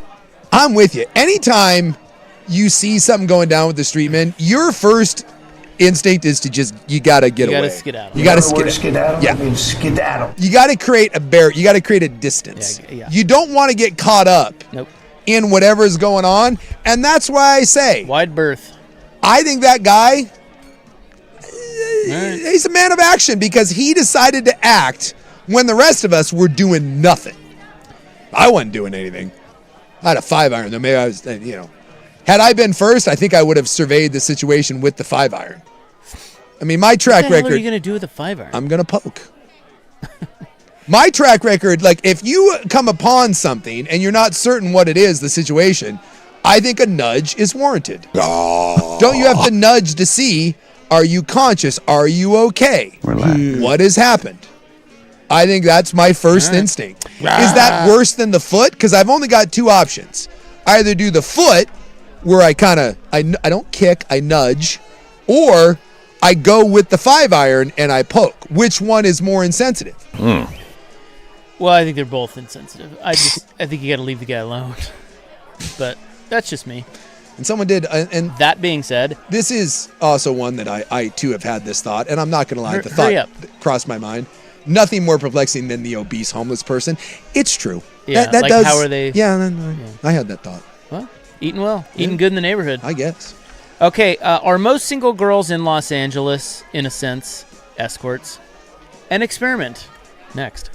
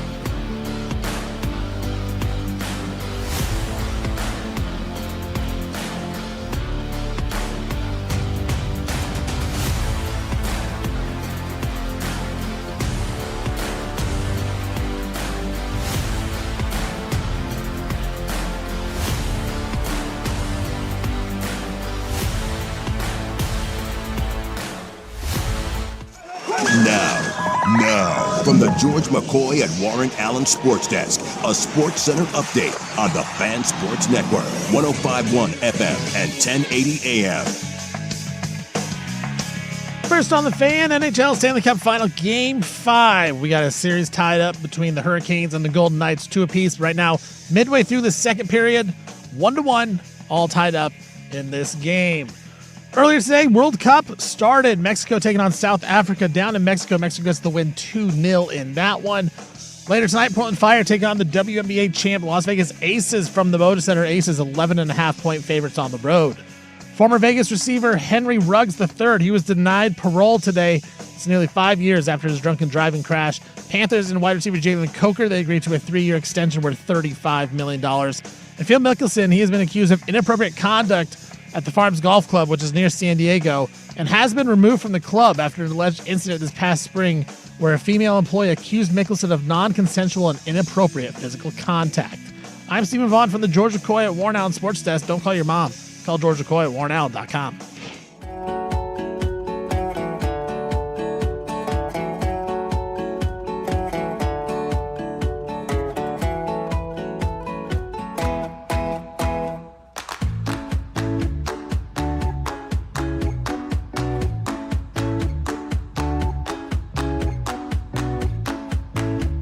From here.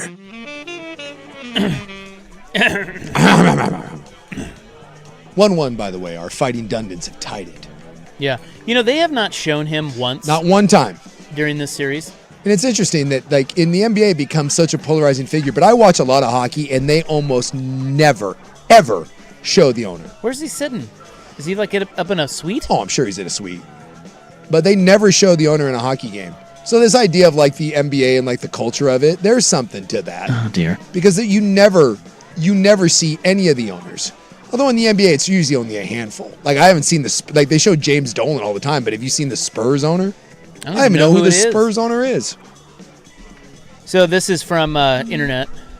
I read internet. And I liked it. You Googled it? It just came across my timeline. I don't know why. But it's from a X account called Westside LA Guy. Okay.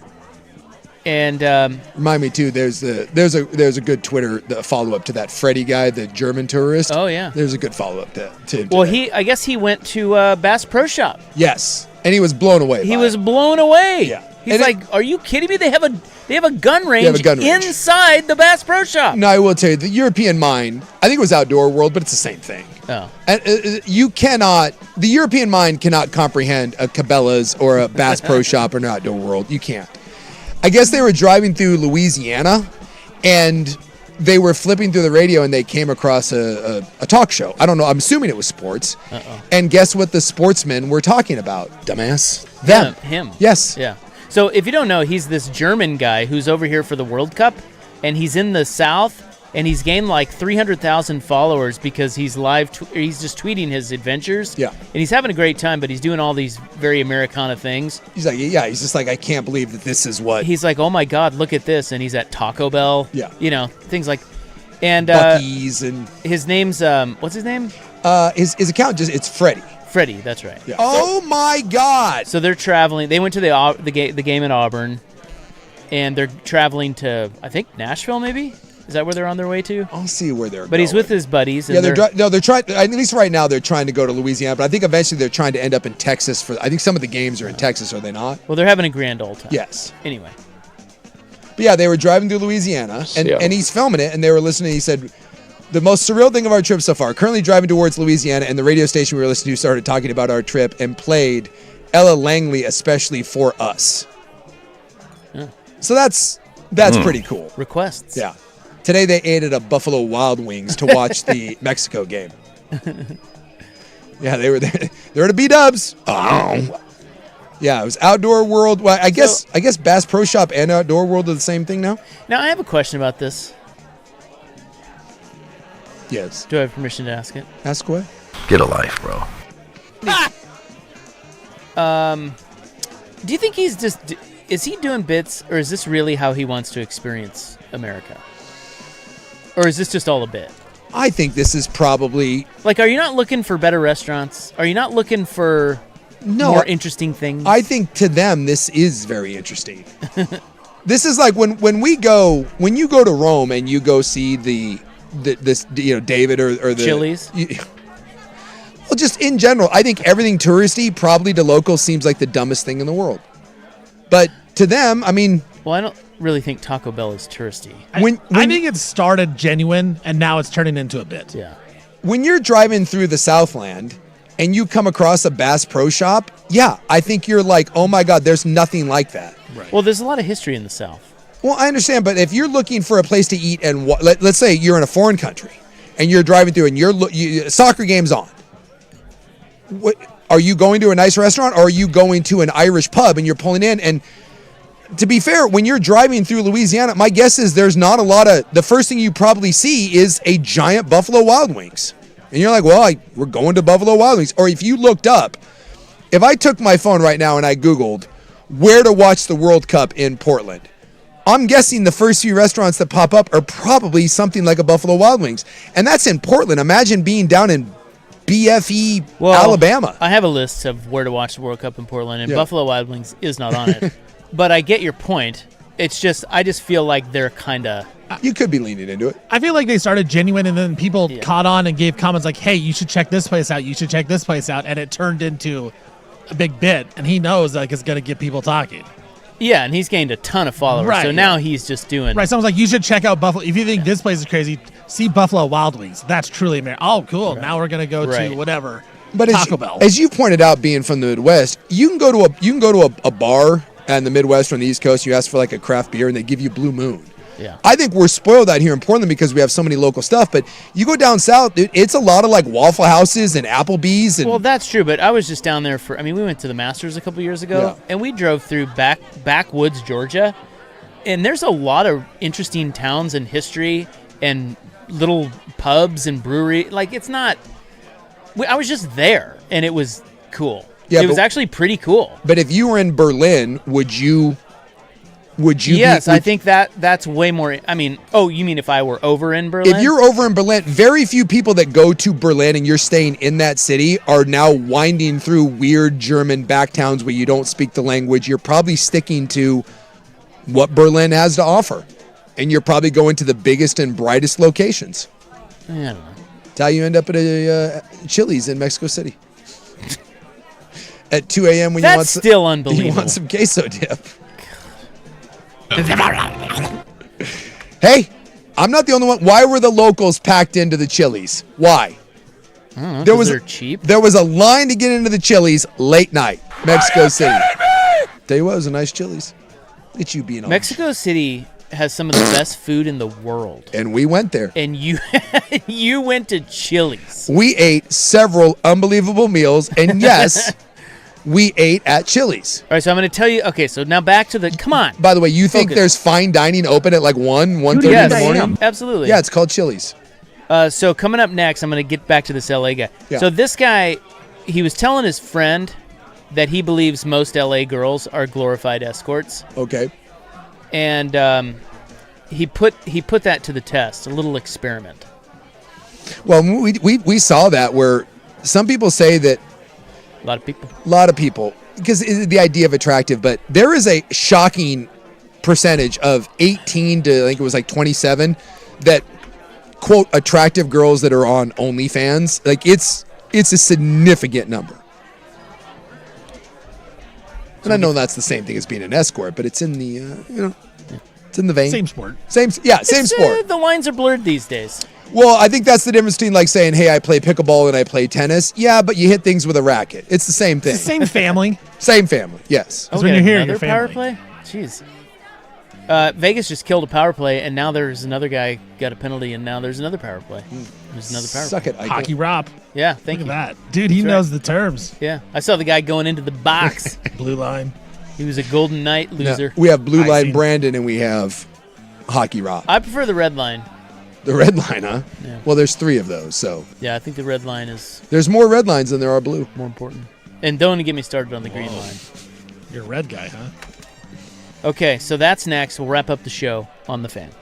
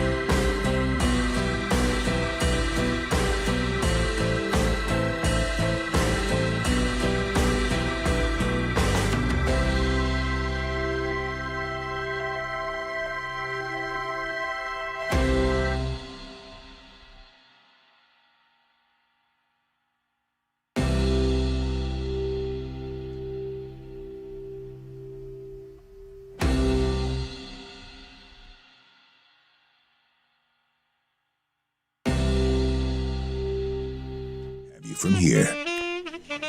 All right, the Dunedin has begun. It is 2-1 Hurricanes. 6.5 left. Second period. Our Canes. Our Canes. In the all-pivotal Game 5. Mm-hmm. With their little piggy mascot, which What is that? I don't like. On their home uniform, they don't have the pig mascot. It's Stormy. I like on the roads. They have a hog. Hogs out. Hogs out! Made me think of that. Originally, they were, I guess Carolina is a big hog town. There, it's all about the pork there. So originally they were going to be the I know it. They were going to be the Carolina Ice Hogs. Wow. I love that. And apparently that didn't. Balls. The fans did not want the Ice Hogs. So they ended up the Hurricanes, but their mascot is a pig named God, Stormy, enormous. paying homage to their great Hogs Out tradition. So this comes from a X account named West Side LA guy. Okay. And he writes, I told a friend that most LA girls are glorified escorts. Not in the literal sense, but rather that they are optimizing to seek out the highest status activities and experiences. And men are just conduits by which they can achieve this. Makes sense. That's why on every Instagram hot, there's a boat and an old fat guy that owns said boat. He was skeptical, so I told him, let's do an experiment. Pick a girl who he went out with but ghosted him when he texted after the date.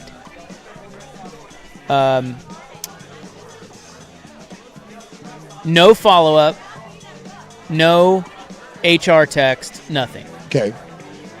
Total radio silence from her. At least 3 months must have transpired.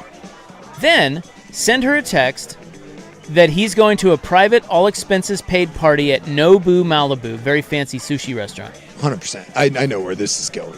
And that he wants her to come along. And I said with 95% certainty that she would respond. Maybe she won't remember him and will ask him who he is, but at a minimum, she will be curious and text back despite the ghosting. Sure enough, I was right. Oh, 100%. Here is the text exchange. By the way, this is such a no-brainer. He said, I'm going to a private party at Nobu in Malibu on Saturday. Everything is paid for. Let me know if you want to come along. She writes, hi. That's her text. New phone. Who dis? Her next text is, what time also? And then she says, remind me who you are. LOL. Which he even said that. He said, yeah. And he goes, oh, my bad. I typed in the wrong number. My apologies. And then she goes, bummer. Isn't that like, I mean, did you really need any sort of study to know this? Have you ever... Well, he said the guy didn't believe him. Oh. The guy was skeptical. That guy's an idiot then. That's why he did it. Two things are a certainty. If you have money, you can get hot girls. And if there's an exclusive event, there's hot girls there. Have you ever been to an exclusive event and Uggos are there? That reminds me. I was at, it wasn't last Thursday. Maybe it was the Thursday before. Well, yeah, it would be the first Thursday of June. I was out with a friend, and we were meeting over here by the station. And I was, unfortunately, right at 7, beautiful night, I got stuck in traffic because of first Thursday. Sure. Was over there. Yeah. Or over here. And I'll be damned. Dude, have you seen the hots that are rolling around first Thursday? Are they just packed? The hots are everywhere. Yeah.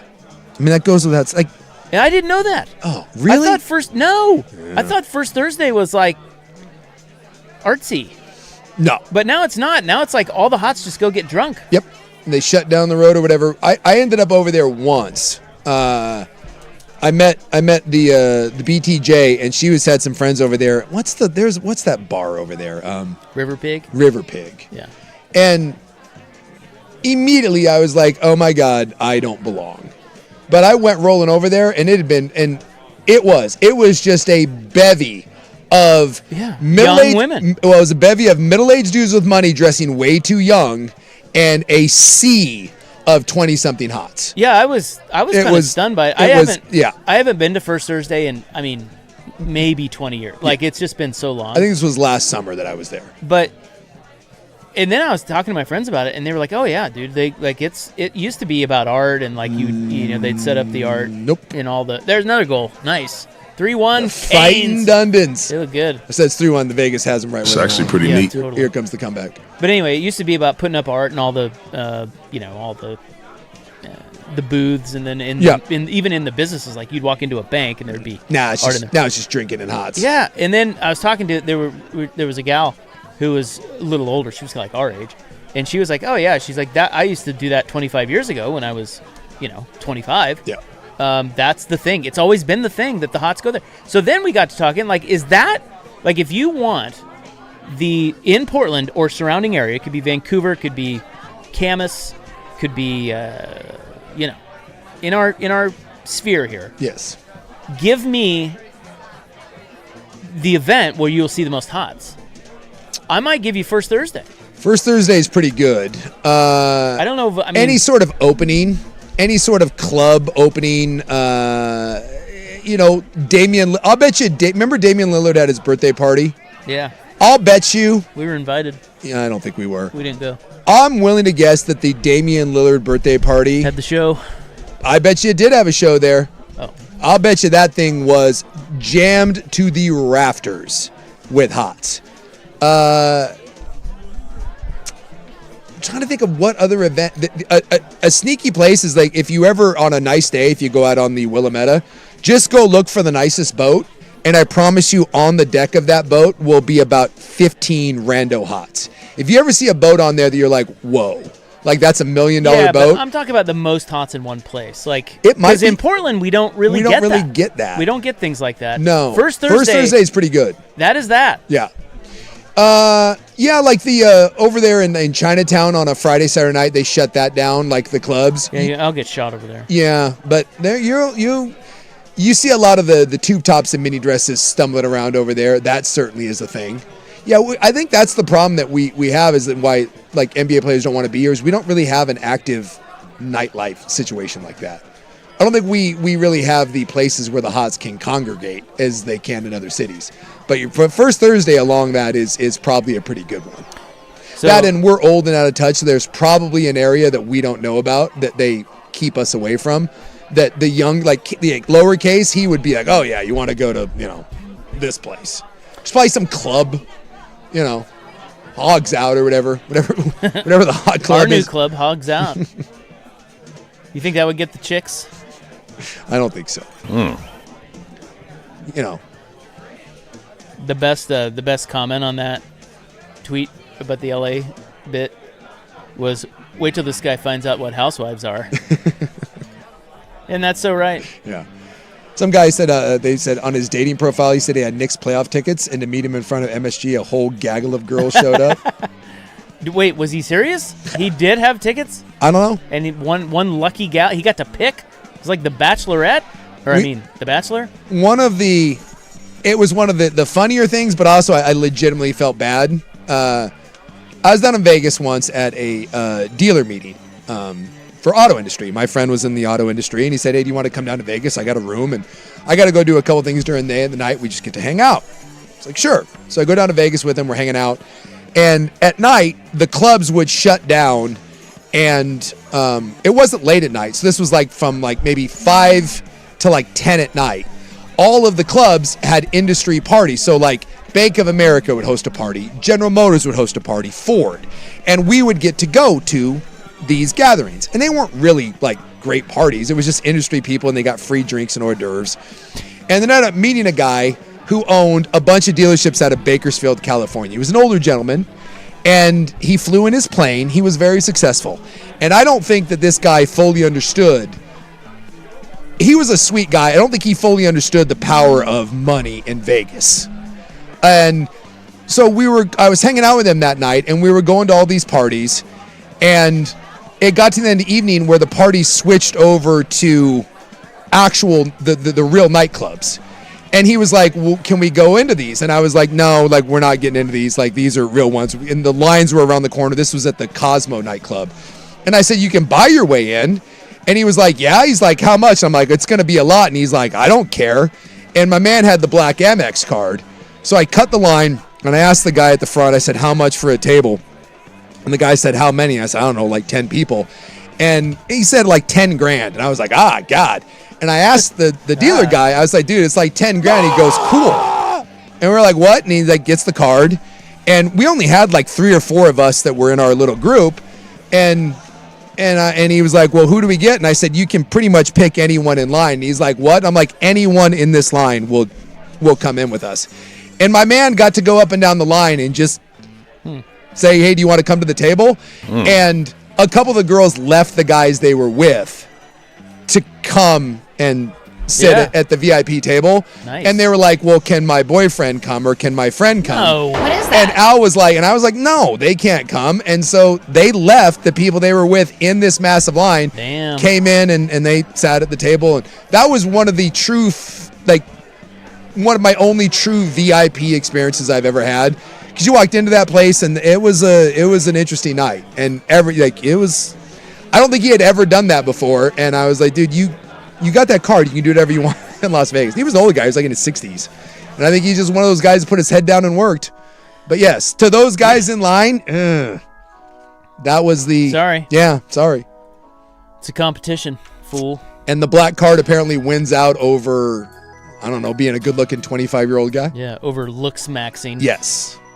Turns out the ultimate looks maxing is just be rich and have a plane. Bye, bitch. By the way, Buck is in. He said that guy did not have tickets to the game. 88 women showed up, and he watched them just mill around. That's pretty funny. Or creepy. Yeah. It's kind of like maybe she's doing a bit. It's kind of weird. Yeah, it's a little weird. But hey, 88 hots. Proves your point. Or I guess that guy's point. Yeah, it's age old. Now we just have internet to compare notes, you know? Yep. Everybody have a great night, okay? Okay? We'll be back tomorrow, I think. Go Canes. Yeah, that's right. They're up 3-1. We'll be back tomorrow. 3-7 and fan. Good night.